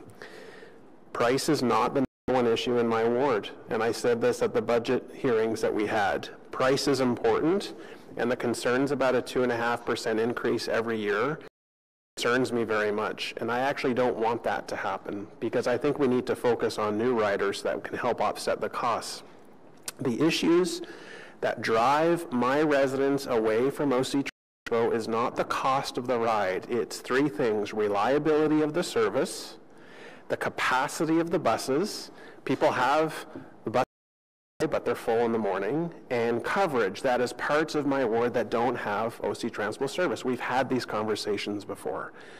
So price is important. It's part of the recipe, but in my opinion, in my ward, it's not the major factor. People want to be able to get on the bus when we say it's coming, and they want to be able to have a seat at least, and be on the bus like a sardine. And everyone has a different reservation price. Everyone has a different price that they're willing to pay to get on the bus.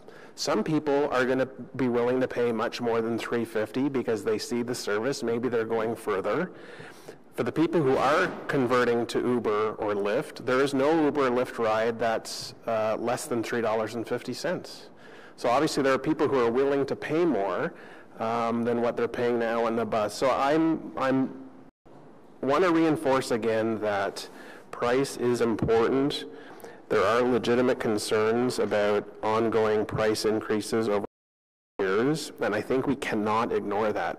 We, as a commission, need to look at how to tap into people who are using their car and who can convert to public transport. But in my ward in particular, there are some other key variables at play that is either keeping them away from transit or is making them have that serious conversation with their family members or spouse or themselves about, do I want to keep going when some of those major issues are addressed? I won't support this motion today. I think that the commission needs to listen to the direction from our senior staff here, including the general manager, and both get better informed about what their strategy is, what already exists, but also to let the dust settle once LRT opens. And I think that applies to some of the other motions that we have coming here today. So I just wanted to put those comments again on the floor, and again encourage my colleague to consider deferring this until after LRT opens. Thank you, Councillor Brockington. Any other questions for staff on this? Did you have questions of staff? Or?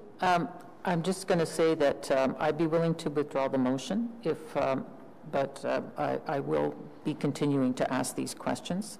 So at this point, so it's not going away, but I'll pull back on promises of the fact that we can deal with this as LRT rolls out. Well, I think the commitment by the general manager was to circulate the information they already have. Your motion could be more informed as to where you want to go with that. Is that your understanding as well? So how about if you're willing to withdraw the motion, then we'll do that. And the general manager, if you could circulate that report to all commissioners so we all have a sense of what you do have on that topic.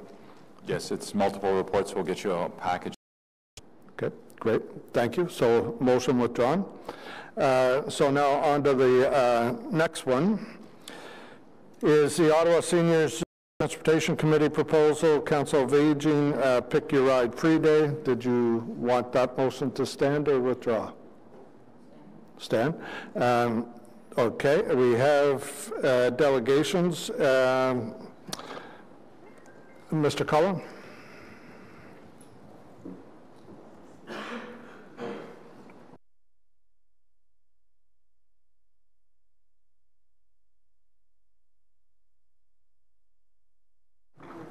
Can I raise a point of order?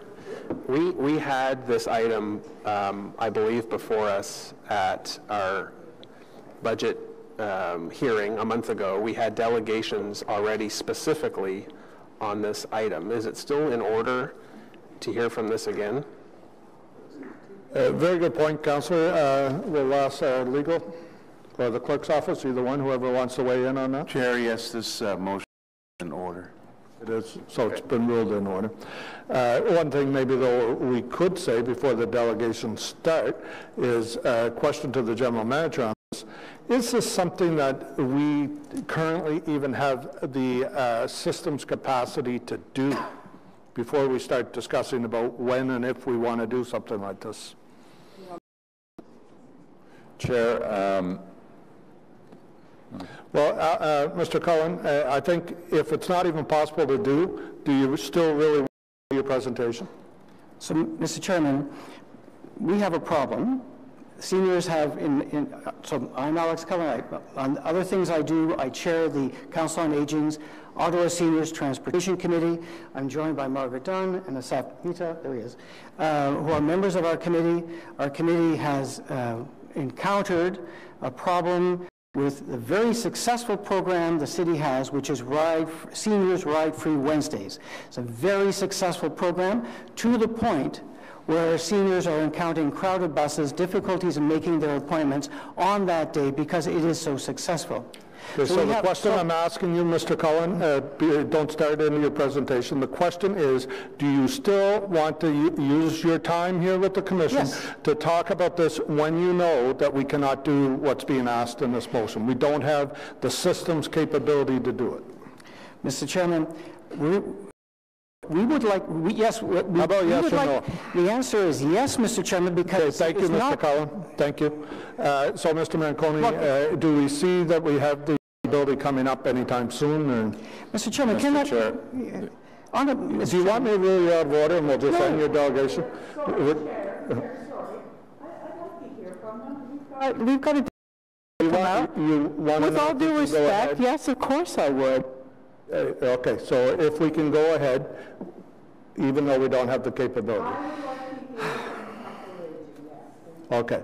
All right, Mr. Manconi, we'll park your answer, and we'll do as the Commissioner asked. We'll go ahead with the presentation. I'll just remind the Commissioners around the table that we're going to come back to this, whether we have the ability or not. Mr. Cullen? Thank you, Mr. Chairman. Mr. Chairman, we are not here looking for an immediate solution to a problem. We're here to present to the Commission that there is a problem and we're looking for a solution. We're asking you to ask your staff to examine the problem we're facing and see what they can come up with. It may be as simple as programming a card, it may be something else. We don't know. All we know, and this is why we're here, is that we have a genuine problem on Wednesdays. They are so popular. On some routes, it's difficult for seniors to get a seat. It's difficult for seniors to make their appointments. And all we're asking, we don't know what capacity staff have, but we have worked well with staff in the past. They are a member of our committee.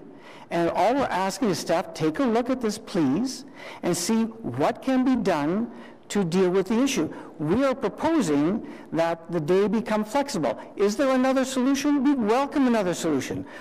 Asking for more money. We're not asking for more favors. All we're asking for is please recognize that there's a problem here. So, the seniors that are accessing that ride-free Wednesday are encountering problems because it's so successful. So just all we're asking is staff take a look at this, come back and tell you folks. And if they come back and say, you know, we've done everything under the world and we can't come up with anything, well, okay, fine. But I believe there's more capacity and more empathy because staff have been very good to accommodating seniors' concerns on the buses. There's a whole host of issues there. So please, can you take a look at this and come back? Thank you, Mr. Cullen. Did anyone else from your delegation want to speak in your 5 minutes? They're part of our team, Mr. Chairman. So no questions. Okay.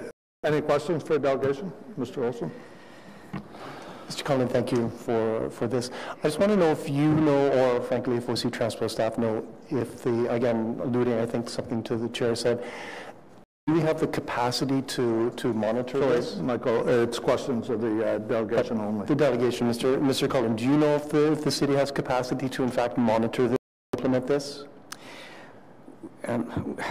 We're not transit experts.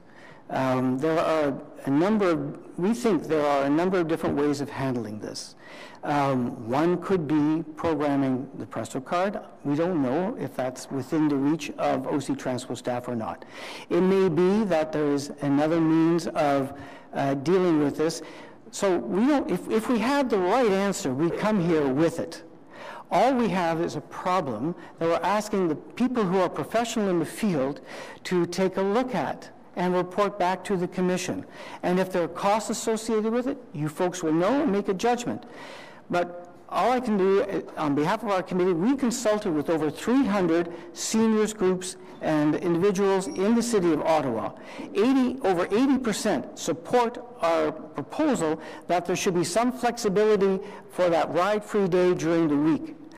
know there's strong support from the senior serving agencies, from seniors organizations, because they acknowledge it's a real problem. So, you know, all we can do is come here and ask for you folks to direct staff to take a look at it, see what can be done. I doubt very much that it can be resolved on the floor of day. It would not. We would like it to be taken seriously, if you will. Thank you. Are you good? Okay. Commissioner, okay, just Sarah for now. Thanks. The double last name can get really annoying, I know. Thank you, Mr. Cullen, for your presentation.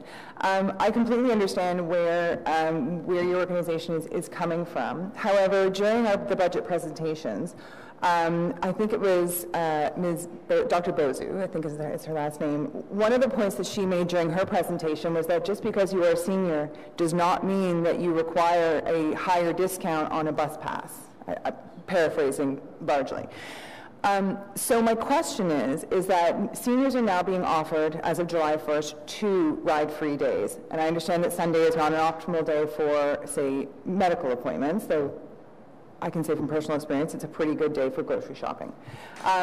What I would ask is, do you know, and you may not, and this is fine, how many seniors are actually accessing the ride-free day? You say that the buses are crowded and it's making it difficult to get to appointments, but do you have any data on how many seniors are accessing the ride-free day? We don't. All it takes is on that Wednesday to go on the bus, show that you're a senior, and you're on the system. So we don't believe there's a means of recording that event. We do know that routes 11, 12, 14, and 85 in particular have been operating at full capacity, and it has been reported back to us. We've been working on this issue for a year. Mm-hmm. And so and you're quite correct, the Sunday service, which we did not ask for, didn't refuse, but we didn't ask for, doesn't help our people from using the bus to get to appointments that they need, whether it's physio, whether it's medical, whatever appointments they have.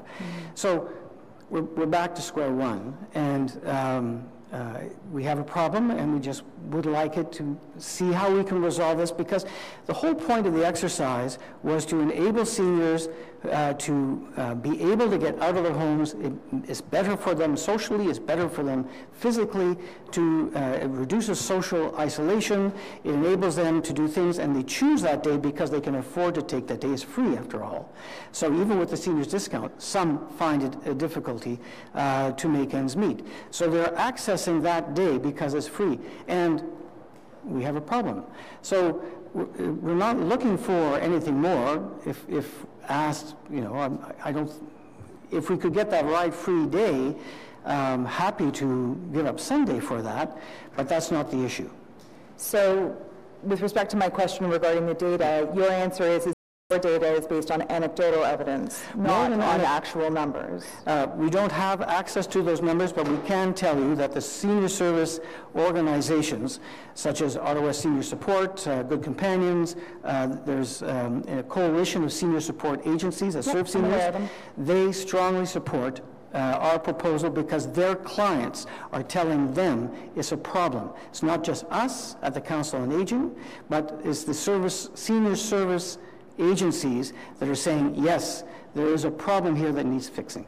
Right, but you'll agree with me that it is subjective, anecdotal data and not hard data, is my point. When the executive director of these senior service agencies tell us that their clients are saying it's a problem, I think it goes on simply subjective. Thank you, Mr. Chair. Thank you. Any other questions for the delegation? Okay, thank you very much, Mr. Cullen. Thank you. Councillor Kavanagh, did you want to say anything and wrap up on that, or? Thank you, Mr. Chair. Basically, the points have been made that that we're kind of, I don't want to say victim of our own success, but it's been very successful to have the Wednesday free ride, and it is requiring Presto Pass, as has been pointed out. And it's asking to look at, an analysis and to report back to us about the possibility of making it flexible in terms of other days of the week, reasons that have been pointed out. So this is to ask for analysis and to report back to us. And given the fact that we have a system in place that does, collect information, and we can, to see if we can possibly set it up so that there's some flexibility for seniors. Thank you. Thank you, Councillor Kavanagh. Is there any questions of staff? No? You're good.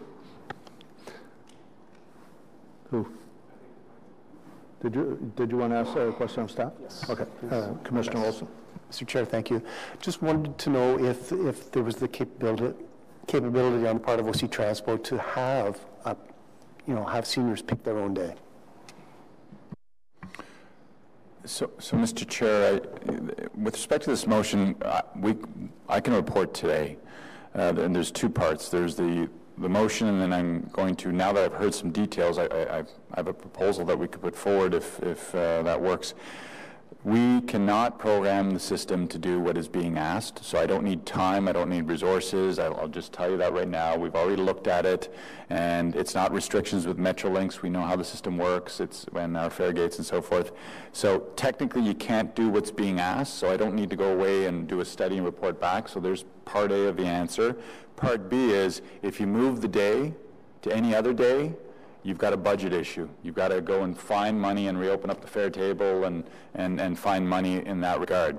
Now, hearing what I just heard, because I was asking my colleagues, if you can't fix things you don't know, so why don't we, as a proposal, I I'm happy to meet with the seniors groups and to hear, whether it's anecdotally or factual, about what are the routes where we're hearing about these issues, and we can, through the quarterly adjustments or route adjustments and the adjustments of the buses that you're investing in, we can see if we can address that.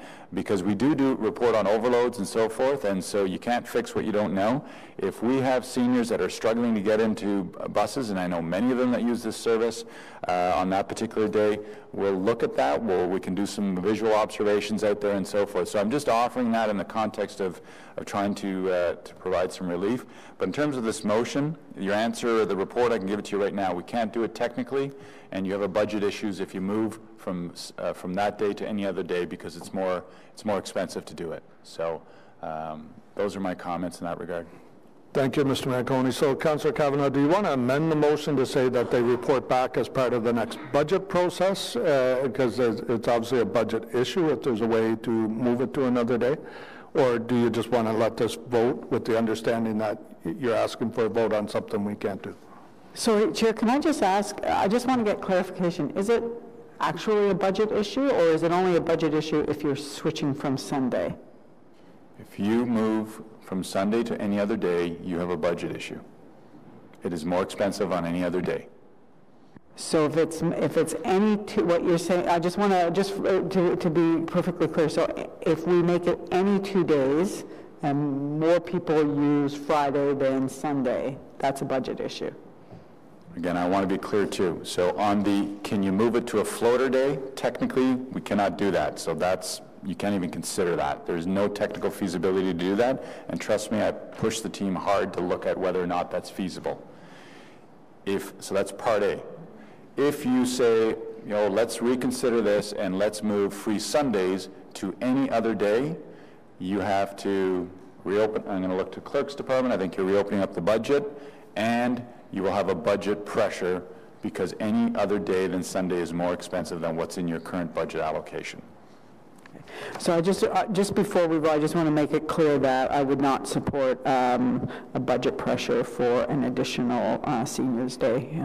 Okay, thank you. So can Councillor Kavanagh then answer what she wants to do with it?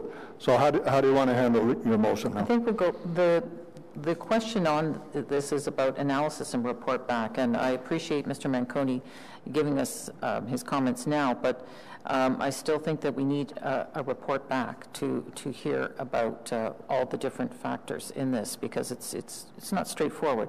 And I don't think the intention was to move it to another day. It was about making it, there was flexibility. I don't think it involves necessarily taking away the Sunday, for example.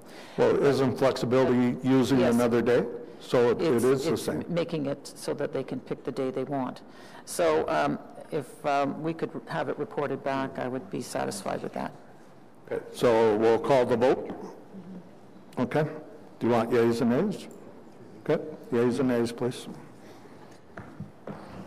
Chair, I just have a question. Can this not just be like a submitted question that they return to us to the next meeting? It was possible, Commissioner, and that's why I was asking the councillor, but she wants to go ahead with the motion. So now we will vote on whether we even want staff to look at this and come back or not. And as Councillor McKenney pointed out, if it involves budget pressures, she for one wouldn't be supportive. I'm sure there's others around the table, such as myself, that are not interested in opening up the budget either. So yeas and nays have been called. Let's go for it. Councillor Brockington? No. Commissioner Caracato? No. Commissioner Gawa? Yes. Commissioner Kavanagh? Yes. Commissioner McKinney? Yes. Commissioner Olson? No. Commissioner Suds? No. Commissioner Tierney? No. Commissioner Williams? No. Commissioner Red Gilbert? No. Vice Chair Cloutier? No. Chair Hubley? No. Lost. Sure, thank you. So, next one. And the final one. Number 5, service scheduling, regular provision of accountability performance reports to the Transit Commission. And the motion has 2 parts to it. Part 1, direct OC Transport to provide for the Transit Commission's consideration and approval for the fall transit service schedule, the winter transit service schedule, and the summer transit service schedule to be recommended by approval by City Council. On the first part, I'm going to go to the clerk's office first. I believe this motion will need 3/4 support before we can even entertain part 1. And yes, Councillor Brockman, you're right, this is Groundhog Day. We did deal with this. Correct? Is it, sorry, Caitlin, is it you or Taffy, Legal Services? It's Chair, yes, this does have a situation attached to it because, as was mentioned at the last Transit Commission, this was part of revisiting authority that was granted to the General Manager, and as such, it will require 3 votes carried today, and will also require, if it does carry, a 3/4 vote at Council as well.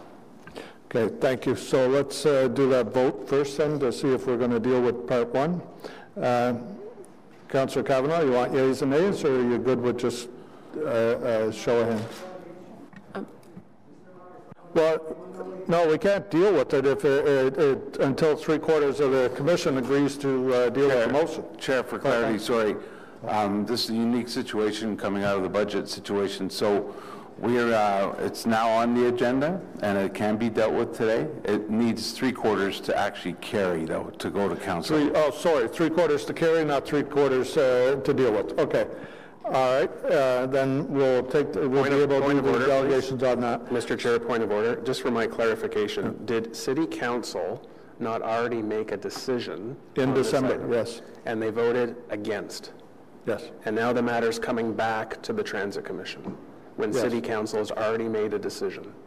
Yes, but according to Legal Services, that's okay. I don't understand why it is permitted on the Council's agenda without having a 3/4 vote first, when Council has already made a decision. Would Legal Service like to add to that? Mr. Chair, and Taffy can, Mr. Nahas can elaborate as required.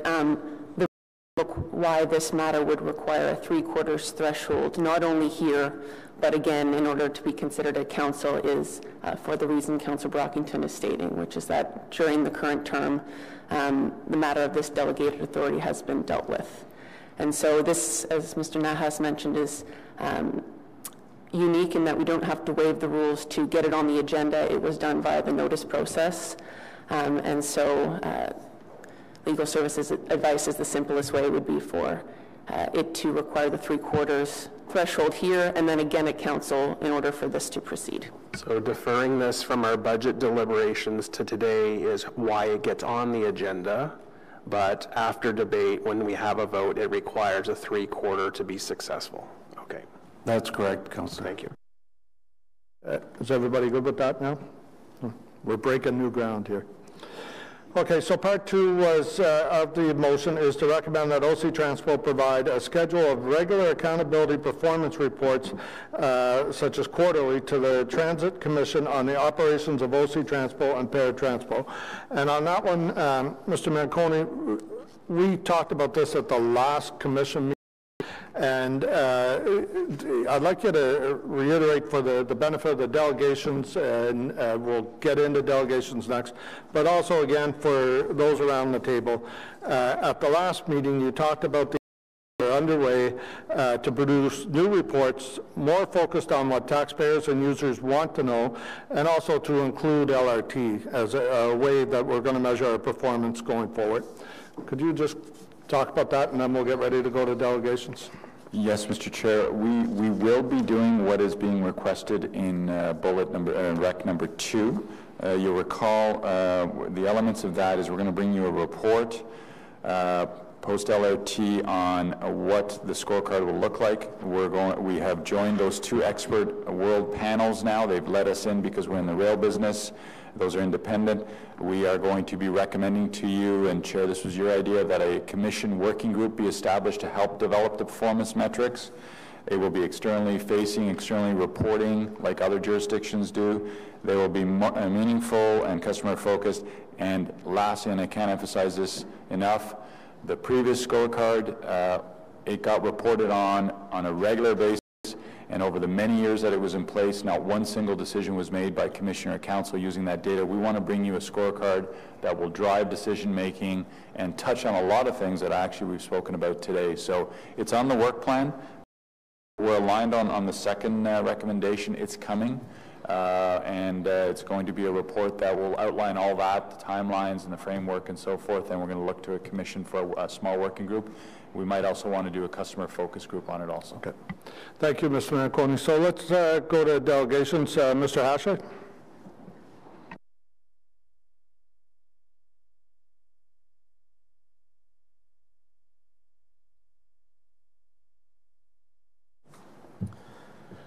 Thank you, Chair and members of the Transit Commission. I just wanted to speak in favor of the idea that we need to get back to regular reporting. OC Transpo is a massive part of the city's budget. Hundreds of millions of dollars are spent every single year on this service. Many transit riders, of which I am one, have found the reliability to be in tremendous need of improvement. And we know that it was a hard winter and that the LRT delays are impacting the reliability, but there are no doubt other things that could be improved in the transit system if we're to create a system that people want to ride on. And so I see no reason why we cannot have regular reporting. I see no reason why the city would not want to provide that information to decision makers here at council, but also to members of the public who are funding this system. So it's good to know that a report might be coming later this year once LRT launches. You know, there's been a gap in the reporting over the last number of years because of the LRT construction, and transit riders have been going through a lot, and those councillors that sit around this table and others that participated in the Transit Week Challenge got to experience that, some of that firsthand. So I think that reporting is a normal part of people's work lives these days, and it helps ensure better outcomes.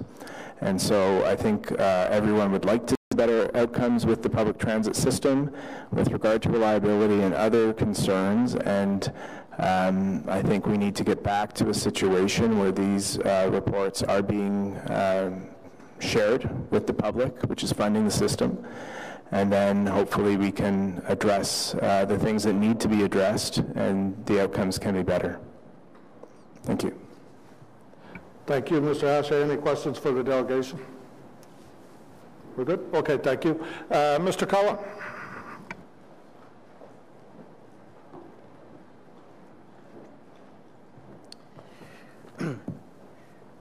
Thank you, Mr. Chairman.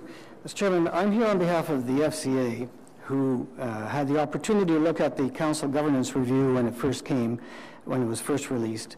And our members were concerned about accountability for a major part of the city budget, which is transit. Some $285 million is raised in taxes for transit, and our members want to make sure that our elected officials are being held accountable and in turn hold staff accountable to the goals and performances that council sets. I have a unique position in that from 2001 to 2010, I served on this council, and I can tell you that from 2001 to 2006, transit and transportation were the one single committee. As a matter of fact, that one single committee, transit and transportation, met 100 times between 2001 and 2006 and dealt with issues like TransPlan, which dealt with the schedule changes that staff would bring forward for committee and council approval. And that provided the opportunity for councillors and for the public to raise questions, concerns. Unlike the characterization that was presented to you last time, did not take up an inordinate amount of time from 2001 to 2006. As a matter of fact, The largest in terms of delegations was 31 delegations dealt with the community bus pass. In 2006, the new council divided transit from transportation committee, and over those 4 years there were 48 meetings, and again it dealt with transplan as I outlined. And there were sessions where transplan appeared, there were no delegations. Sessions when transplan appeared, there were no amendments, no direction given to staff because of service concerns, because staff got it right. What we're asking here is, I'm pleased to hear that staff are going to be coming forward with metrics to show their accountability for the service they provide and for you to accept and give direction where needed. The issue is, though, that it's not just the responsibility of this commission to deal with these issues, but every councillor. Every councillor has been elected to pass judgment on the taxes, to pass judgment on the fares, which this commission does recommend to council, but there's also an expectation in terms of service. So how does the public ensure that there's accountability? By being able to come forward when there's a report and being able to say something. How is council, therefore, being held accountable? Well, there are 24 members of council, only 8 sit on this commission. So it's the FCA, it's not Alex Cullen, it's the FCA's position that such issues like this, council should be held accountable for, and so your consideration of these reports should rise to council as well, with your recommendation. It's been asserted that that means that there'll be individual councillors wishing to tinker with the system on the floor of council. My experience is, good luck with that. Didn't happen very much because it's pretty hard to make a compelling case for something going down this street as opposed to that street to engage the 24 members of council on. However, the rare occasion where there is an issue, the public has a right to see this issue being dealt with and disposed of. So what we're suggesting... 1 minute left, Mr. Cullen. Thank you, Mr. Chairman. I was about to conclude. On behalf of the FCA, we would like to see a better system of accountability, not only for this commission in terms of service issues relating to OC Transport operations, but that council also exert its responsibility as well. So that's why the FCA voted on this, and that's why I'm here presenting the FCA's. Thank you, Mr. Chairman. Thank you, Mr. Cullen. Any questions for the delegation? None? Okay, thank you for the presentation. Thank you. And any questions to staff? No, we're good. You have a question? Yeah. Yeah, thank you. It's on the second recommendation, Mr. Manconi. If I can just ask you that OC Transport provide a regular accountability and performance reports. Can you just explain to the Commission why that's not happening and how it could or why it should? Certainly, we brought a report last term of council to the Transit Commission, and it was exactly what I've been saying. We are on massive detours, and all the performance metrics, you know, the one that every reporter in town wrote about was no matter how good the report was, we failed every time because it was 0 to 5%. 0 to 5 was the target for on-time performance. And when I took over OC Transport, I said, well, who else measures it that way? And guess what? Nobody did. And did council decide that? And how was that formulated and so forth? So I can tell you, you know firsthand, if we start measuring 0 to 5 during all those detours, what that scorecard would look like. But more, so we're on massive detour. The data was not being used. It was not driving decisions. It was not about accountability. It was just about bringing out metrics, lots of staff collecting data, to commission, few questions, and then it would just move forward. What we're trying to bring is the opposite of that. Meaningful data. I think we're very aligned to what the speaker was talking about. How do we shape decisions and policies and frameworks? And there's some people that have got it, including the external public facing. Just go to TTC, you'll see, I think they have 12 metrics they report on. You can tell exactly where they are on performance and so forth. So it was documented to commission, and we basically outlined, here's what we're doing and why we're turning it off and so forth. So would it be fair to say then that once we have LRT up and running and the system back operating the way it should, that to look at a certain system of metrics that we could see as a council to understand how the different routes are working, what the performance measures are, and how we're measuring up to those would be fair? Yes, and I will add more to that. I want to get your input into, we've talked about equity inclusion. We've talked about how do we compare with those two external agencies that I referenced. Those are international views in terms of that, benchmarking ourselves against that. So look inward, look outward, customer facing and so forth. Remembering also used to do an annual survey. We've stopped that annual survey. We hit about 79% action mark. And then we knew with LRT coming, why were we going to spend all that money on a phone survey of all things to just go out and get what you're hearing every single day? So, again, I apologize for being candid, but I know what the answer is. We're struggling with service, and we need to launch the LRT. Okay, thank you. I'm going to ask for the vote to be split on the first and second recommendation, but I wonder if the mover of the recommendation would be open to amending it to having that schedule of regular reports following the opening of LRT. I'm fine with that. I think that's almost inevitable. Okay, thanks. So I'll make that friendly amendment then.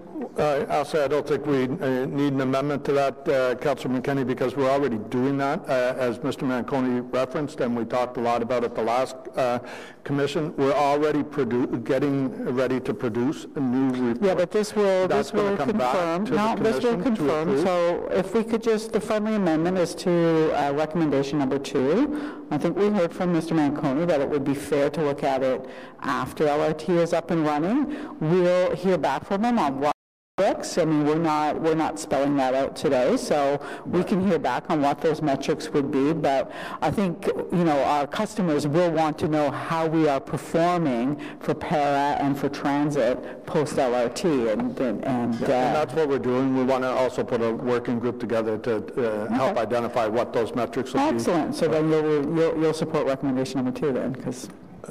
Here you go. Councillor Brockington.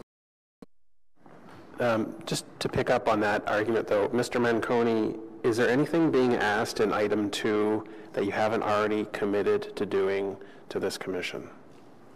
No. So why are we having this discussion? We have been told repeatedly that performance measurement was put on hold because the city's grid was upside down. And you aren't able to compare the apples of yesterday with the apples of today because it's 2 different comparable subjects. So we are aware of the challenges that are faced now, and you wouldn't be getting data that was much use other than we have some significant issues. So when you're going to do the measurement, you absolutely start after the LRT opens, maybe in the fall, once the dust settles. So I'm not sure why we're debating item 2 when we have a commitment that we're going to be done. You don't need a motion to do something that's already being done, or at least committed to doing. As far as item 1 goes, City Council has already made a decision on this point, and I'm going to respect that decision. I'm going to say that there are a number of things that are delegated to councillors to make decisions on, and I'll just give you a quick example. Noise bylaws. Riverward has a lot of festivals as well. When I have to make a decision on a noise bylaw exemption, whether it's for a construction project, a festival, a large event, I consult with my community. If it's going to be a long noise bylaw exemption, I say you can't do it late on Sunday nights. I want some relief. It's going to be for multiple weeks. Give me some days off to give my residents a break. Same thing with route changes. We as councillors get a lot of feedback and information. We synthesize, we compile that. We sit down with this team on a regular basis. And we give input to them, and they make their best changes to the system based on the resources available.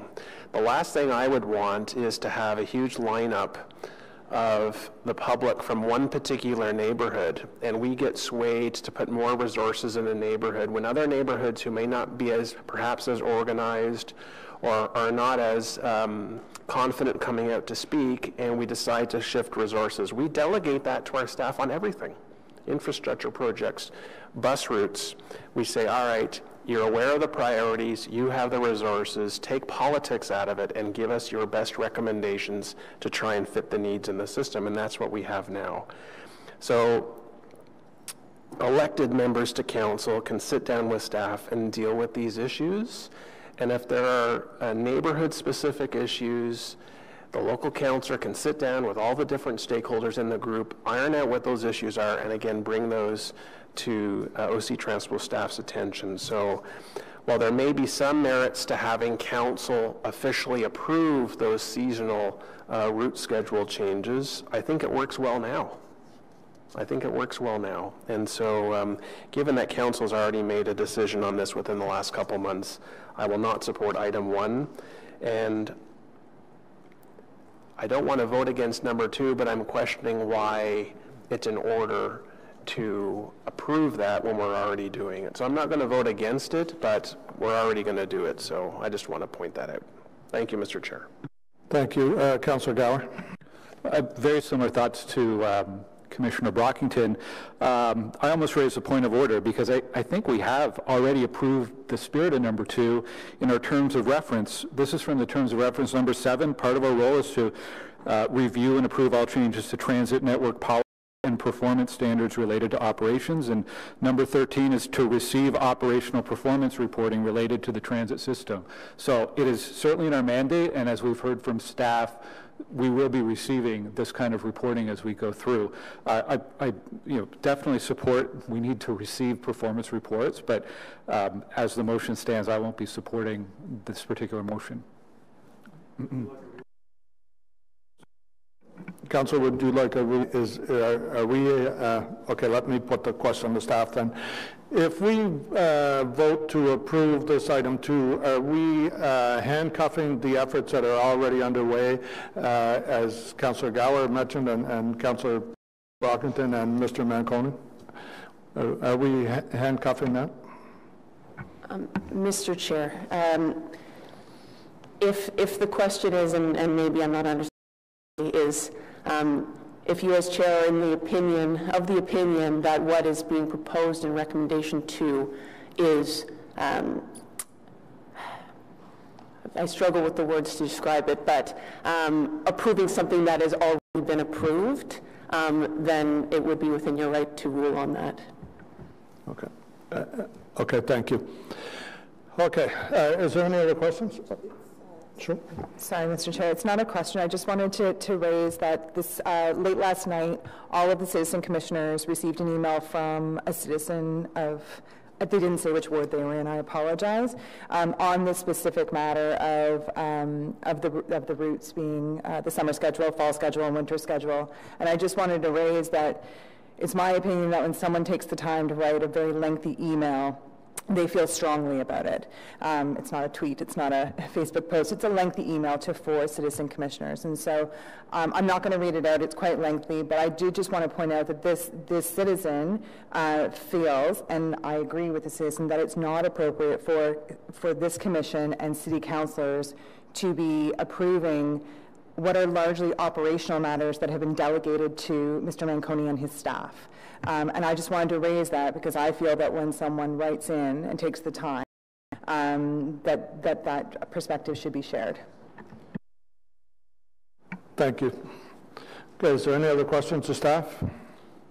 Okay, so on the motion, on item number 1, consider this matter, and we've already received our delegations, everything. We've been informed by legal services that they are the opinion with respect to the first recommendation concerning the transit schedule. Council approved the delegation of authority bylaw, which was 2018-397, on December 12, 2018. Schedule G, Section 11, delegates the authority to make revisions to the bus and train schedules to the General Manager of Transportation Services Services Department. As such, the adoption of the first recommendation would constitute a revisiting of that authority renewed by the delegation of authority bylaw at the beginning of the term of council.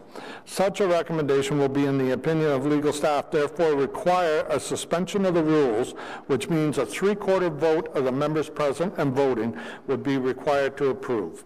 The weighted vote for recommendation 1 would apply both at the Transit Commission and the Council. And recommendation 2, based on the advice from Council or from the Clerk's office, I'm going to rule it out of order because I see we're already doing those reports. I will work, Mr. Manconi will ask you to work with Councillor Kavanaugh to see if there's anything else in the reporting that she wants to add into that, but I think it's better we keep that away from a motion so that we have the flexibility to do what we want to do with that. So my ruling is that that one's out of order. Can we go to the 3/4 vote on? Chair, could I just ask a quick question then? If you're going to rule number 2 out of order, can we just find out from staff a date when we can expect to start receiving the accountability and performance reports? Fair enough, yeah. Mr. Chair, I'm glad you raised that question because Councillor Balkin was asking. The first thing you get is a report saying here's what we're thinking about doing, and that's when we're going to talk about striking that working group, the timelines, the best practice review. So we'll bring that to commission because I cannot give you a date when we're going to turn the date on because we haven't. I'm not showing up with here's the metrics because that's counter to what I just outlined. I'm bringing you a plan. We strike the working group. We shape the metrics. Then we come back with a rollout plan to Transit Commission. That's good for you? Okay, so are we okay then? We're going with the vote on recommendation 1. So we'll need yeas and nays because 3/4 needed. Councillor Brockington? No. Commissioner Caracato? No. Commissioner Gower? No. Commissioner Kavanaugh? Yes. Commissioner McKenney? No. Commissioner Olson? No. Commissioner Suds? No. Commissioner Tierney? No. Commissioner Williams? No. Commissioner Red Gilbert? No. Vice Chair Cloutier? No. Chair Hubley? No. Lost 11-1. So that recommendation 1 lost, therefore it won't rise to council. And 2 is out, so now we're going to move on to in-camera items. Is pardon me? No in-camera. So notices of motion. Are there any notices of motion subsequent meetings? No. Are there any inquiries? Yes. You have an inquiry, Councillor Tierney? Great, thank you, Mr. Chair. And again, I brought this up with our GM, and you'll take time to review this. At a recent, I'll say TTC, being referenced to the Toronto Transit Commission, the TTC transfer policy change permits for the Presto cards, carrying riders for 2-hour transfers, resulting in increased ridership and additional costs on trips. And in the November TTC report, they also indicated the introduction of the 2-hour transfers will result in an additional 5 million customer trips per year. How would a policy change affect OC Transpo customers for costs and ridership if we implemented something like this in Ottawa? Okay, thank you. Okay, thank you, Councillor Tierney. Any other inquiries? No? Okay, any other business? Seeing none. Motion to adjourn. Thank you, and amen.